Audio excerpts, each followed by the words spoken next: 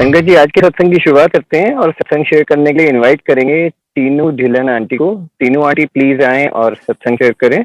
जय गुरु जी महाराज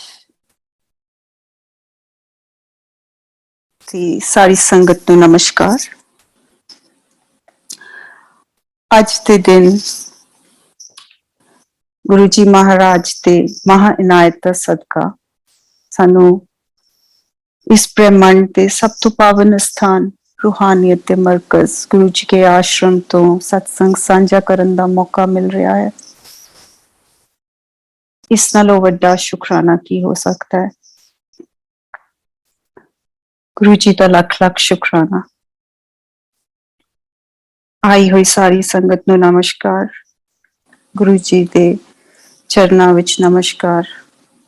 उस साहिब सहाबा आप विच वर्त के आप ही अपना सत्संग करा लैन। असी तां इन्ने जोगे नहीं हैगे। गुरु जी महाराज का बुलावा किस तरह आउंदा है, वो किस तरह सानू बुलाउंदे हैं जदों सत्संग करना हुंदा है, क्योंकि सत्संग करना एक बहुत वड्डी महाबख्शिश है। 2021 विच 12 जून ਨੂੰ कुनाल ने मैनू फोन किया। नहीं, 2020 ਦੇ ਵਿੱਚ कुनाल ने मैनू फोन किया और कहते कि आंटी तुसी सत्संग शेयर करोगे गुरु जी के आश्रम प्लेटफॉर्म तो। और उस टाइम पे मेरे दोनों पेरेंट्स ਨੂੰ फर्स्ट वेव ਦੇ ਵਿੱਚ कोविड होया सी और मैं उस टाइम पे माफी मंगी यही कह के कि गुरु जी का हुक्म नहीं हैगा। 2021 ਦੇ ਵਿੱਚ 12 ਜੂਨ ਨੂੰ मैं सवेरे उठी ਤੇ ਮੈਨੂੰ पता लग गया कि घर ਦੇ ਵਿੱਚ गुरु जी ਦੀ एक महा ब्लैसिंग हुई है रात। और मैं जाके जदों देखा, एक चीज हुंदी है सुनना और एक चीज हुंदी है देखना। ਜਦੋਂ ਮੈਂ ਉਹ ਗੁਰੂ ਜੀ ਦੀ ਮਹਾ ਬਲੇਸਿੰਗ ਦੇਖੀ, ਮੈਨੂੰ ਇਹ ਲੱਗਿਆ ਕਿ ਮੈਂ ਇਸ ਬਲੇਸਿੰਗ ਦੇ ਕਾਬਿਲ ਨਹੀਂ ਹਾਂ। ਮੈਨੂੰ ਇੱਕ ਹੋਰ ਰੀਜ਼ਨ ਚਾਹੀਦਾ ਸੀ ਕਿ ਗੁਰੂ ਜੀ ਮੈਨੂੰ ਆਪ ਆ ਕੇ ਕਹਿਣ ਕਿ ਇਹ ਬਲੇਸਿੰਗ ਮੇਰੀ ਹੀ ਹੈ, ਕਿਉਂਕਿ ਮੈਂ ਕਦੀ ਆਪਣੇ ਆਪ ਨੂੰ ਉਸ ਬਲੇਸਿੰਗ ਦੇ ਕਾਬਿਲ ਮਹਿਸੂਸ ਨਹੀਂ ਕੀਤਾ ਸੀ। मैं ऊपर अपने कमरे विच आई और गुरु जी नूं आके मत्था टेकिया। गुरु जी ने सानू समझाया तां सी कि जदों इस तरह हुंदा है वो आप आंदे हैं और अपनी निशानी छड़ के जांदे हैं। पर उस टाइम ते क्योंकि ये लग्या सी कि मेरे इन्ने कर्म किथे, मैं इस गल नूं बिलीव नहीं कर रही सी। मैं अपनी सैटी ते बैठी हुई सी अपने कमरे दे विच ਤੇ ਰੋ ਰਹੀ ਸੀ ਤੇ ਗੁਰੂ ਜੀ ਨੂੰ ਕਹਿ ਰਹੀ ਸੀ, ਗੁਰੂ ਜੀ ਜੇ ਤੁਸੀਂ ਅੱਜ ਇੱਥੇ ਮੇਰੇ ਸਾਹਮਣੇ ਫਿਜ਼ੀਕਲੀ ਹੁੰਦੇ ਤੇ ਮੈਨੂੰ ਕਹਿ ਦਿੰਦੇ ਕਿ ਤੁਸੀਂ ਰਾਤ ਆਏ ਸੀ ਤੇ ਮੈਂ ਇਸ ਚੀਜ਼ ਨੂੰ ਬਿਲੀਵ ਕਰਦੀ। ਪਰ ਕਿਉਂਕਿ ਤੁਸੀਂ ਇੱਥੇ ਨਹੀਂ ਹੈਗੇ, ਤੁਹਾਨੂੰ ਆਪ ਦਿਖਾਣਾ ਪਏਗਾ ਮੈਨੂੰ ਕਿ ਤੁਸੀਂ ਇੱਥੇ ਹੋ, ਤੁਸੀਂ ਆਏ ਸੀ ਰਾਤ। ਇਹ ਕਹਿ ਕੇ ਮੈਂ ਗੁਰੂ ਜੀ ਨੂੰ ਕਿਹਾ, ਗੁਰੂ ਜੀ ਪਿਛਲੇ ਸਾਲ ਗੁਰੂ ਜੀ ਦੇ ਆਸ਼ਰਮ ਤੋਂ ਫੋਨ ਆਇਆ ਸੀ ਕਿ ਤੁਸੀਂ ਸਤਸੰਗ ਕਰੋ। ਜੇ ਹੁਣੇ within the next 5 minutes गुरु जी दे आश्रम तो मैनू फोन आ जाए कि मैं सत्संग करा, मैनू ये पता लगेगा कि ये अपार ब्लैसिंग थोड़ी है और मैं इस काबिल हैगी हाँ कि तुसी मेरे ते अपनी मेहर दा मींह बरसाओ। मैं बैठी ही सी, रो रही सी। 1 मिनट मेरे तो वेट होया, 1 मिनट तो ज्यादा नहीं होया। मैं अपने मन विच सोचा मैं एक ऑडियो लगाऊंगी, I will go into a deep state of relaxation ते मैं गुरु जी नूं उस रिलैक्सेशन मैडिटेशन दे विच कॉन्टैक्ट करूंगी और उत्थों बैठ के दिल दीयां गल्लां गुरु जी दे नाल करूंगी। मैं वो ऑडियो ऑन कीती और मैं अपने बेड ते लेट गई। जिद्दां ही मैं वो ऑडियो ऑन कीती, एक अननोन नंबर तो फोन आंदा है। मैं वो फोन चुकदी हां, कहंदे जय गुरु जी आंटी, मैं कुनाल बोल रहा हूँ बड़े मंदिर से। हम चाहते हैं कि आप अपना सत्संग शेयर करो। So with in the next 5 minutes भी ज्यादा होने हैं, मेरे कोल कुनाल ਦਾ ਨੰਬਰ ਕੋਈ ਸੇਵ ਨਹੀਂ ਸੀ ਔਰ ਮੈਨੂੰ ਯਾਦ ਵੀ ਨਹੀਂ ਸੀ ਕਿ ਉਹਨਾਂ ਦਾ ਨਾਮ ਕੁਨਾਲ ਹੈ। ਬਟ ਇਹ ਸਾਡੇ ਗੁਰੂ ਜੀ ਮਹਾਰਾਜ ਹੈ, ਘੜੀ ਵਿੱਚ ਸੁਣਦੇ ਹੈ, ਘੜੀ ਵਿੱਚ ਜਵਾਬ ਦਿੰਦੇ ਹੈ, ਘੜੀ ਵਿੱਚ ਤੁਹਾਡੇ ਪਿੱਛੇ ਖੜੇ ਹੁੰਦੇ ਤੇ ਘੜੀ ਵਿੱਚ ਤੁਹਾਡਾ ਹੱਥ ਫੜ ਕੇ ਨਾਲ ਖੜੇ ਹੁੰਦੇ ਹੈ। ਔਰ ਇਸ ਵਾਰੀ ਕੁਝ ਦਿਨ ਪਹਿਲਾਂ ਦੀ ਹੀ ਗੱਲ ਹੈ, ਮੈਂ ਗੁਰੂ ਜੀ ਨੂੰ ਕਹਿ ਰਹੀ ਸੀ, ਗੁਰੂ ਜੀ ਡੁਗਰੀ ਮੰਦਿਰ ਆਉਣਾ, ਪਰ ਕੋਈ ਸਬਬ ਇਹੋ ਜਿਹਾ ਬਣ ਹੀ ਨਹੀਂ ਸੀ ਰਿਹਾ ਕਿ ਡੁਗਰੀ ਮੰਦਿਰ ਦਾ ਕੋਈ ਪ੍ਰੋਗਰਾਮ ਬਣੇ ਅੱਜ ਦੇ ਦਿਹਾੜੇ। ਔਰ ਮੈਂ ਇਹ ਕਹਿ ਰਹੀ ਸੀ, ਗੁਰੂ ਜੀ ਸੰਗਤ ਵਿੱਚ ਕੋਈ ਮੌਕਾ ਇਹੋ ਜਿਹਾ ਦਿਓ ਕਿ ਸੰਗਤ ਨਾਲ ਆਪਣਾ ਇਸ ਟਾਈਮ ਤੇ ਕੁਝ ਸ਼ੇਅਰ ਕੀਤਾ ਜਾਏ, ਭਾਵੇਂ ਡੁਗਰੀ ਮੰਦਿਰ ਲੈ ਜਾਓ, ਭਾਵੇਂ ਕਿਤੇ ਸਤਸੰਗ ਕਰਾ ਦੋ। ਔਰ ਇਹ ਕਿਹਨੂੰ ਪਤਾ ਸੀ ਕਿ ਕੁਨਾਲ ਦਾ ਫੇਰ ਫੋਨ ਆਇਆ, ਆਂਟੀ ਤੁਸੀਂ 30 ਤਰੀਕ ਨੂੰ ਸਤਸੰਗ ਕਰੋਗੇ? ਹਾਂਜੀ ਕੁਨਾਲ, ਜੋ ਗੁਰੂ ਜੀ ਦਾ ਹੁਕਮ। 30 ਤਰੀਕ ਦੀ ਕਮਿਟਮੈਂਟ ਹੋ ਗਈ। ਅਗਲੇ ਦਿਨ ਫੋਨ ਆਇਆ, ਆਂਟੀ ਤੁਸੀਂ 31 ਤਰੀਕ ਨੂੰ ਸਤਸੰਗ ਕਰੋਗੇ? ਜੈ ਗੁਰੂ ਜੀ, ਗੁਰੂ ਜੀ ਦਾ ਜੋ ਹੁਕਮ ਪਲ ਪਲ ਸੁਣਦੇ ਹੈ, ਇੰਨੀ ਨੇੜੇ ਹੋ ਕੇ ਸੁਣਦੇ ਹੈ। ਔਰ ਜਿਹੜੇ ਲੋਕੀ ਜਿਨ੍ਹਾਂ ਦੇ ਕਰਮ ਚੰਗੇ ਆ ਉਹਨਾਂ ਦੀ ਤੇ ਸੁਣਦੇ ਹੈ, ਸਾਡੇ ਵਰਗੇ ਪਤਤਾਂ ਦੀ ਵੀ ਸੁਣਦੇ ਹੈ। ਜ਼ੂਮ ਪਲੇਟਫਾਰਮ ਸ਼ੁਰੂ ਹੋਏ ਹੈ, ਇਸ ਤੋਂ ਇੰਨੀ ਸੰਗਤ ਤੇ ਜਿਹੜੀ ਗੁਰੂ ਜੀ ਦੀ ਮਹਾ ਇਨਾਇਤ ਹੋਈ ਹੈ ਉਹ ਪਤਾ ਲੱਗਦੀ ਹੈ। ਔਰ ਅਸੀਂ ਜਦੋਂ ਇਹ ਸਤਸੰਗ ਸੁਣਦੇ ਹਾਂ, ਸਾਨੂੰ ਇਹੀ ਪਤਾ ਲੱਗਦਾ ਹੈ ਕਿ ਕੋਈ ਵੀ ਸੰਗਤ ਇਹ ਜੀ ਗੁਰੂ ਜੀ ਦੀ ਨਹੀਂ ਹੈਗੀ ਜਿਹਦੇ ਤੇ ਗੁਰੂ ਜੀ ਨੇ ਇਨਾਇਤ ਨਹੀਂ ਕੀਤੀ, ਜਿਹਨੂੰ ਗੁਰੂ ਜੀ ਨੇ ਪਿਆਰ ਨਹੀਂ ਕੀਤਾ, ਜਿਹਨੂੰ ਗੁਰੂ ਜੀ ਨੇ ਘੱਟ ਕੀਤਾ ਹੈ, ਜਾਂ ਕਿਸੇ ਨੂੰ ਇਹ ਲੱਗਿਆ ਹੋਏ ਕਿ ਗੁਰੂ ਜੀ ਨੇ ਆਪਣਾ ਆਪਾ ਉਹਨਾਂ ਤੇ ਨਹੀਂ ਵਾਰ ਦਿੱਤਾ। ਗੁਰੂ ਜੀ ਨੇ ਇੰਨਾ ਪਿਆਰ ਕੀਤਾ ਹੈ।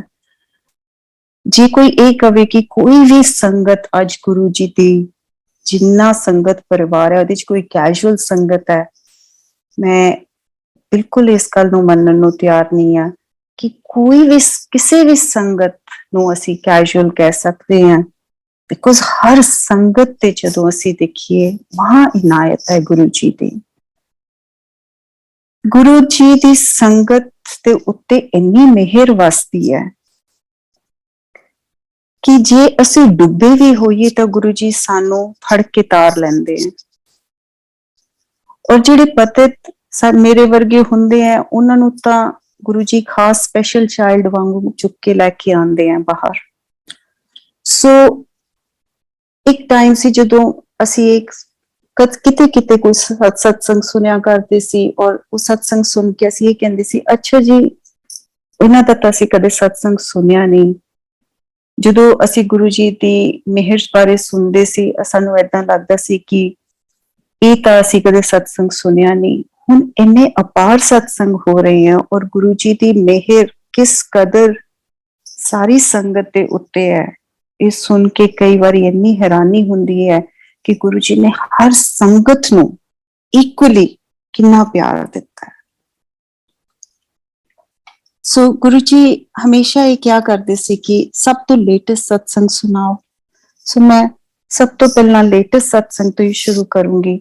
Though it's not a very happy satsang, ਪਰ because ਇਹ ਗੁਰੂ ਜੀ ਦੀ ਮਹਾ ਇਨਾਇਤ ਹੈ ਮੇਰੇ ਟੱਬਰ ਤੇ ਸਾਡੀ ਫੈਮਿਲੀ ਤੇ, ਮੈਂ ਇੱਥੋਂ ਹੀ ਸ਼ੁਰੂ ਕਰੂੰਗੀ। ਮੇਰੇ ਫਾਦਰ ਸਾਹਿਬ ਬਹੁਤ ਬਿਮਾਰ ਸੀ ਅਕਤੂਬਰ ਤੋਂ। ਉਹਨਾਂ ਨੂੰ ਕਾਫੀ ਕੰਪਲਿਕੇਸ਼ਨ ਸੀਗੀਆਂ। ਹੀ ਵਾਸ ਔਨ ਦਾ ਵੈਂਟੀਲੇਟਰ। ਘਰ ਸੀਗੇ, ਅਸੀਂ ਉਹਨਾਂ ਦਾ ਇੱਕ ਸਪੈਸ਼ਲ ਯੂਨਿਟ ਕ੍ਰੀਏਟ ਕੀਤਾ ਹੋਇਆ ਸੀ ਘਰ ਵਿੱਚ। ਔਰ ਉਹ ਇੰਨੇ ਜ਼ਿਆਦਾ ਬਿਮਾਰ ਹੋ ਗਏ ਕਿ ਇੱਕ ਸਟੇਜ ਇਹੋ ਜਿਹੀ ਆ ਗਈ ਕਿ ਉਹਨਾਂ ਨੂੰ ਸਫ਼ਰ ਕਰਦੇ ਦੇਖਣਾ ਬਹੁਤ ਮੁਸ਼ਕਿਲ ਹੋ ਗਿਆ। ਇੱਕ ਦਿਨ ਮੈਂ ਮੰਮਾ ਨੂੰ ਗੁਰੂ ਜੀ ਦਾ ਲੋਕੇਟ ਦੇ ਕੇ ਆਈ। ਮੇਰੇ ਡੈਡੀ ਬਹੁਤ ਪਾਠ ਪੂਜਾ ਕਰਦੇ ਸੀ, ਔਰ ਅਸੀਂ ਉਹਨਾਂ ਨੂੰ ਸੰਤ ਮੰਨਦੇ ਸੀ। ਇੱਕ ਹੁੰਦਾ ਪਾਠ ਪੂਜਾ ਕਰਨੀ ਐਜ਼ ਇੱਕ ਗ੍ਰਹਸਤੀ ਬਣ ਕੇ ਪਾਠ ਪੂਜਾ ਕਰਨੀ, ਇੱਕ ਹੁੰਦਾ ਭਗਤੀ ਕਰਨੀ ਭਗਤ ਬਣ ਕੇ। ਸੋ ਡੈਡੀ ਨੇ ਭਗਤੀ ਭਗਤ ਬਣ ਕੇ ਕੀਤੀ, ਔਰ ਉਹਨਾਂ ਨੂੰ ਸਫ਼ਰ ਕਰਦੇ ਦੇਖਣਾ ਬਹੁਤ ਮੁਸ਼ਕਿਲ ਲੱਗਿਆ। मैं एक दिन मम्मा को गुरु जी का लॉकेट लैके गई ते मैं मम्मा नूं कहा डैडी दे पिलो दे विच रख दिन्ने आ। जिस दिन तो ਅਸੀਂ ਗੁਰੂ ਜੀ ਦਾ ਲੋਕੇਟ ਡੈਡੀ ਦੇ ਪਿਲੋ ਦੇ ਨੀਚੇ ਰੱਖਿਆ, ਡੈਡੀ ਇਸ ਤਰ੍ਹਾਂ ਜਿਵੇਂ ਆਪ ਸਮਾਧੀ ਵਿੱਚ ਚਲੇ ਗਏ ਹੁੰਦੇ, ਚਿਹਰਾ ਸ਼ਾਂਤ, ਇੰਨਾ ਪੀਸਫੁਲ ਕਿ ਉਹ ਕਿਸੇ ਹੋਰ ਹੀ ਬ੍ਰਹਮੰਡ ਵਿੱਚ ਬੈਠੇ ਹੋਏ ਆ। ਅਕਤੂਬਰ ਤੋਂ ਲੈ ਕੇ ਅਪ੍ਰੈਲ ਤੱਕ he was in that state। और हर रोज इन्ना मुश्किल लगता सी उन्हां नूं देखना। 22 अप्रैल नूं मेरे मदर दा बर्थडे सी। सारे बच्चे सारे ग्रैंड चिल्ड्रन उन्हां लई केक लैके गए, फ्लावर्स लैके गए ताकि उन्हां नूं महसूस ना होवे कि डैडी बीमार है। मैं गुरु जी दा वड्डा स्वरूप लैके मामा कोल गई ते मैं मामा नूं कहा, मैं क्या मामा मैनूं होर कुछ नहीं सुझिया, मैं गुरु जी दा वड्डा स्वरूप लै आई हां, तुसीं इहनूं इत्थे अपने बैड साइड ते रखो क्योंकि थानू इन्हां दी लोड़ है। मैं स्वरूप छड्ड के घर वापस आ जानी हां 5:30 बजे। अगले दिन सवेरे 11 बजे मैनू खबर मिलती है कि डैडी पूरे हो गए हैं। जिस दिन डैडी पूरे होए उस दिन गुरु अर्जन देव जी का गुरपुरब सी। जिस दिन उन्हां दा भोग सी उस दिन गुरु अंगद देव जी का गुरपुरब सी। और गुरु जी ने सारे कारज इतना सवारे, हर चीज की तैयारी कराई। डैडी का एक मैनेजर सी, वो कुछ दिन पहला ही हरिद्वार गया सी। 20 किलो की कैनी, ओदी 20 लीटर की कैनी पई सी ओदी गड्डी दे विच गंगा जल दी, वो उत्थे दी उत्थे ही पई सी, वो उदां ही वापस आ गया। पूरी दी पूरी तैयारी गुरु जी ने इस तरह कराई, जिहड़े सारे कारज अखीरले रास करने हुंदे ओ गुरु जी ने आप खड़े होके कराए। और सारे भोग ते सारे टाइम गुरु जी की इन्नी खुशबू कि जिहड़े लोकी गुरु जी बारे नहीं जानदे सी, जिन्हां नूं गुरु जी बारे पता भी नहीं, वो भी ये पुछदे सी भी ये खुशबू कित्थों आ रही है। फिर गुरु जी महादाता है, दातार है। मैं एक दिन गुरु जी नूं रोक के कहा, मैं क्या गुरु जी एक दिन मैनूं तुसीं दिखा दो डैडी कित्थे हैं। उस दिन उस रात टेलीपैथी गुरु जी ने मैनूं दिखाया कि मैं एक सत्संग च बैठी हाँ, गुरु जी का बहुत वड्डा स्वरूप लग्या होया है। और उस स्वरूप विच मैनूं कदे डैडी नजर आंदे हैं ते कदे गुरु जी नजर आंदे हैं, फिर कदे डैडी नजर आंदे हैं ते कदे गुरु जी नजर आंदे हैं। गुरु जी का ये महावाक है, सानू सब नू पता है कि जे परिवार का एक भी बंदा जुड़िया होए तो मैं सब नू तार लेना। और यही है, he stands by his word. जे एक भी बंदा परिवार का जुड़िया हुंदा है तो गुरु जी सारे परिवार नू तार लेंदे हैं। शुक्राना गुरु जी, थैंक यू गुरु जी। अगला सत्संग मैं पिछली बारी कुछ सत्संग कीते सी जिहदे विच मैं ये कहा सी कि गुरु जी दे कोल जदों मैं पहली बारी गई सी, उन्होंने मैनूं ये गल कही सी कि तेनू की पता मैं तेरे नाल कदों तो आ। और उस टाइम पे गुरु जी ने मैनूं बहुत सारियां पुरानियां गल्लां दसियां कि वो कदों कदों मेरे नाल सी। गुरु जी ने मैनूं ये भी दस्सिया कि उन्हां दी महा बख्शिश करके मैनूं मां बनन दा मौका इस जन्म विच मिलिया। सो कुछ सत्संग मैं पिछली बारी कीते सी जेड़े गुरु जी ने telepathy they which before Guru ji came into my life physically उन्होंने मेरे ते जिहड़ियां बख्शिशां कीतियां सी। पर इस बारी मैं मौका गुरु जी ने जिहड़ा मैनूं दित्ता है, बख्शिश कीता है, I would like to thank him for making me a mother in this lifetime. मेरे मिसकैरेज हो गया सी ब्याह तो 1 साल बाद, और उस तो बाद मैनूं कंसीव करन च प्रॉब्लम हो रही सी। प्रॉब्लम्स काफी चल रही सी। मैं एक दिन ऐसे ही मामी डैडी को चली गई। मामी डैडी कार सेवा वाले संतां च बिलीव करते हैं। सो वो बंगला साहब हुंदे हैं, एक साडे फार्म ते पेवे दे विच भी उन्हां दी ही लड़ी चलदी है। डैडी मैनूं कहंदे कि अज मैं जा रहा फार्म ते ਤੇ ਮੈਂ ਉਹਨਾਂ ਨੂੰ ਲੈ ਕੇ ਸੰਤਾਂ ਨੂੰ ਆਵਾਂਗਾ ਔਰ ਉਹ ਤੇਰੇ ਤੇ ਬਖਸ਼ਿਸ਼ ਕਰਨਗੇ। ਉਹ ਸੰਤ ਬੜੇ ਸਿੰਪਲ ਸੰਤ ਹੈ, ਨਾ ਉਹ ਕਿਸੇ ਦੇ ਘਰ ਜ਼ਿਆਦਾ ਆਉਂਦੇ ਹੈ, ਨਾ ਉਹ ਕੋਈ ਜ਼ਿਆਦਾ ਇੰਟਰੈਕਸ਼ਨ ਆਮ ਲੋਕਾਂ ਨਾਲ ਰੱਖਦੇ ਹੈ। ਮੈਨੂੰ ਕੋਈ ਉਮੀਦ ਨਹੀਂ ਸੀ ਕਿ ਉਹ ਆਉਣਗੇ।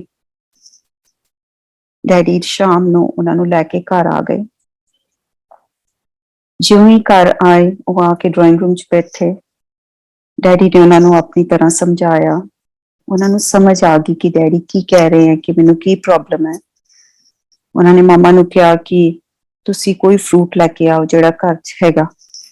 ਮਾਮਾ ਇੱਕ ਐਪਲਸ ਦੀ ਟੋਕਰੀ ਲੈ ਕੇ ਆ ਗਏ।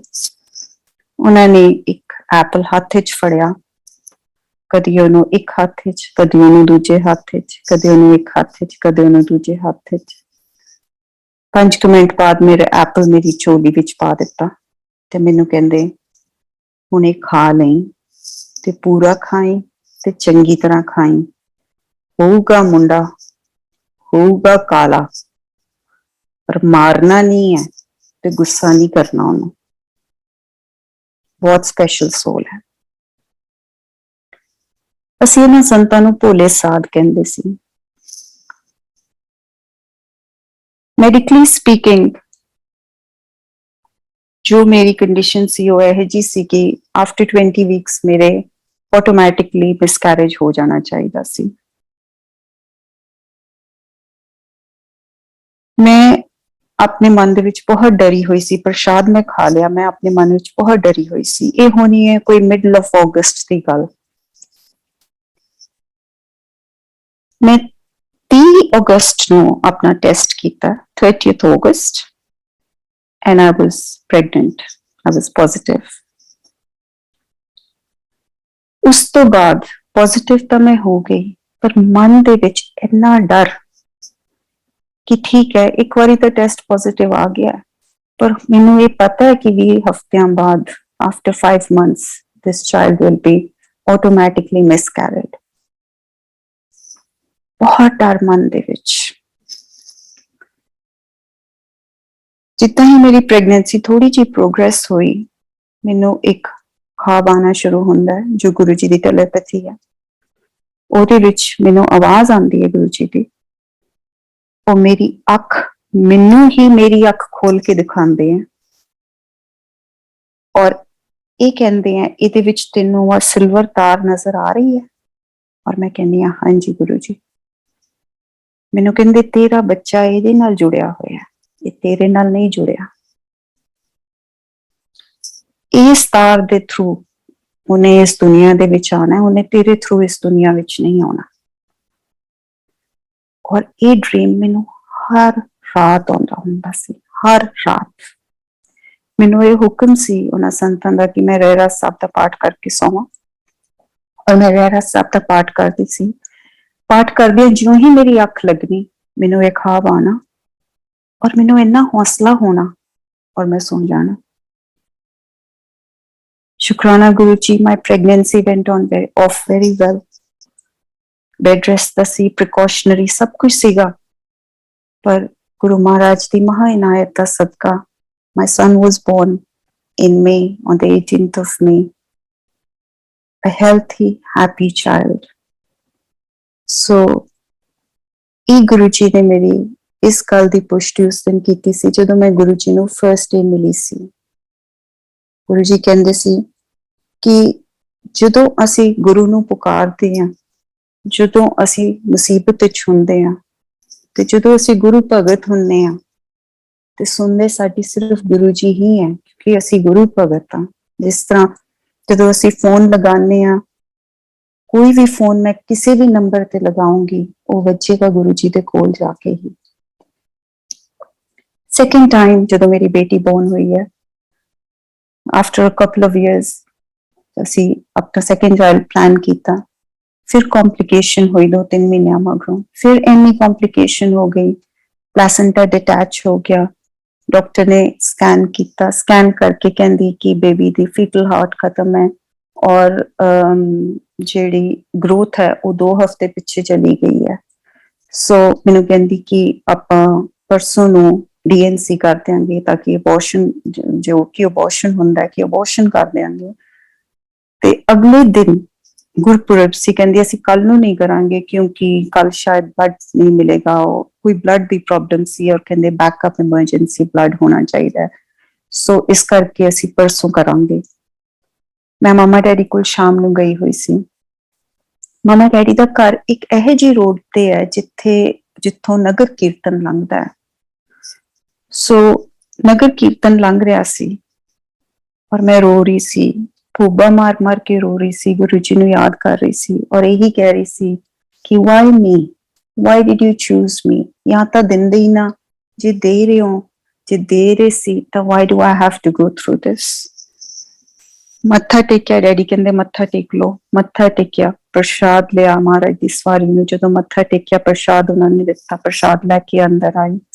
ਅਗਲੇ ਦਿਨ ਗੁਰਪੁਰਬ ਸੀ, ਉਸ ਤੋਂ ਅਗਲੇ ਦਿਨ ਜਦੋਂ ਮੈਂ ਡੀਐਨਸੀ ਲੈ ਗਈ, ਜਦੋਂ ਉਹਨੇ ਸਕੈਨ ਕੀਤਾ ਸਭ ਕੁਝ ਨੋਰਮਲ ਸੀ, ਪਲੈਸੈਂਟਾ ਹੈਡ ਅਟੈਚਡ, ਉਹ ਜਿਹੜੀ ਗਰੋਥ 2 ਹਫ਼ਤੇ ਪਿੱਛੇ ਗਈ ਸੀ ਉਹ ਨੋਰਮਲ ਸੀ, ਔਰ ਜਿਹੜਾ ਉਹ ਕਹਿ ਰਹੇ ਸੀਗੇ ਕਿ ਫੀਟਲ ਹਾਰਟ ਨਹੀਂ ਹੈ, ਫੀਟਲ ਹਾਰਟ ਵਾਸ ਨੋਰਮਲ। ਸੋ ਇਹ ਹੈ ਸਾਡੇ ਗੁਰੂ ਜੀ ਕਿ ਜਦੋਂ ਸਾਨੂੰ ਪਤਾ ਵੀ ਨਹੀਂ ਸੀ ਕਿ ਉਹ ਸਾਡੀ ਜ਼ਿੰਦਗੀ ਦੇ ਵਿੱਚ ਫਿਜ਼ੀਕਲੀ ਹੈਗੇ ਹੈ ਕਿ ਨਹੀਂ ਹੈਗੇ, ਉਸ ਟਾਈਮ ਤੇ ਵੀ ਉਹਨਾਂ ਨੇ ਆ ਕੇ ਸਾਨੂੰ ਇੰਨੀਆਂ ਅਪਾਰ ਔਰ ਇੰਨੀਆਂ ਮਹਾਨ ਬਖਸ਼ਿਸ਼ਾਂ ਕੀਤੀਆਂ, ਸਾਨੂੰ ਡੁੱਬਦਿਆਂ ਹੋਇਆਂ ਨੂੰ ਉਤਾਰਿਆ ਉਸ ਟਾਈਮ ਤੇ ਆ ਕੇ। ਅਗਲਾ ਸਤਸੰਗ ਮੈਂ ਕਰਾਂਗੀ ਜਦੋਂ ਮੈਂ ਗੁਰੂ ਜੀ ਨੂੰ ਮਿਲੀ, ਉਸ ਤੋਂ ਕੁਝ ਹੀ ਦੇਰ ਮਗਰੋਂ ਮੈਂ ਸੋਚਿਆ ਕਿ ਮੈਂ ਬੱਚਿਆਂ ਨੂੰ ਗੁਰੂ ਜੀ ਨੂੰ ਮਿਲਾ ਕੇ ਲੈ ਕੇ ਆਣਾ। ਮੈਂ ਇੱਕ ਦਿਨ ਉਸ ਟਾਈਮ ਤੇ ਪਤਾ ਲੱਗਿਆ ਕਿ ਗੁਰੂ ਜੀ ਨਹੀਂ ਮਿਲ ਰਹੇ, ਐਮਪਾਇਰ ਐਸਟੇਟ ਵਿੱਚ ਦਰਸ਼ਨ ਨਹੀਂ ਦੇ ਰਹੇ। ਕੁਝ ਦੇਰ ਲਈ ਗੁਰੂ ਜੀ ਇਸ ਤਰ੍ਹਾਂ ਕਰਦੇ ਹੁੰਦੇ ਸੀ ਕਿ ਉਹ ਦਰਸ਼ਨ ਨਹੀਂ ਦਿੰਦੇ ਹੁੰਦੇ ਸੀ। ਪਤਾ ਨਹੀਂ ਮਨ ਦੇ ਵਿੱਚ ਕੀ ਆਈ, ਉਹ ਵੀ ਗੁਰੂ ਜੀ ਹੀ ਪਾਉਂਦੇ ਆ। ਬਸ ਇਹ ਹੋਇਆ ਕਿ ਜੇ ਕੱਲ ਨੂੰ ਮੈਂ ਐਮਪਾਇਰ ਐਸਟੇਟ ਬੱਚਿਆਂ ਨੂੰ ਲੈ ਕੇ ਨਹੀਂ ਪਹੁੰਚੂੰਗੀ ਤਾਂ ਪਤਾ ਨਹੀਂ ਕੀ ਹੋ ਜਾਏਗਾ।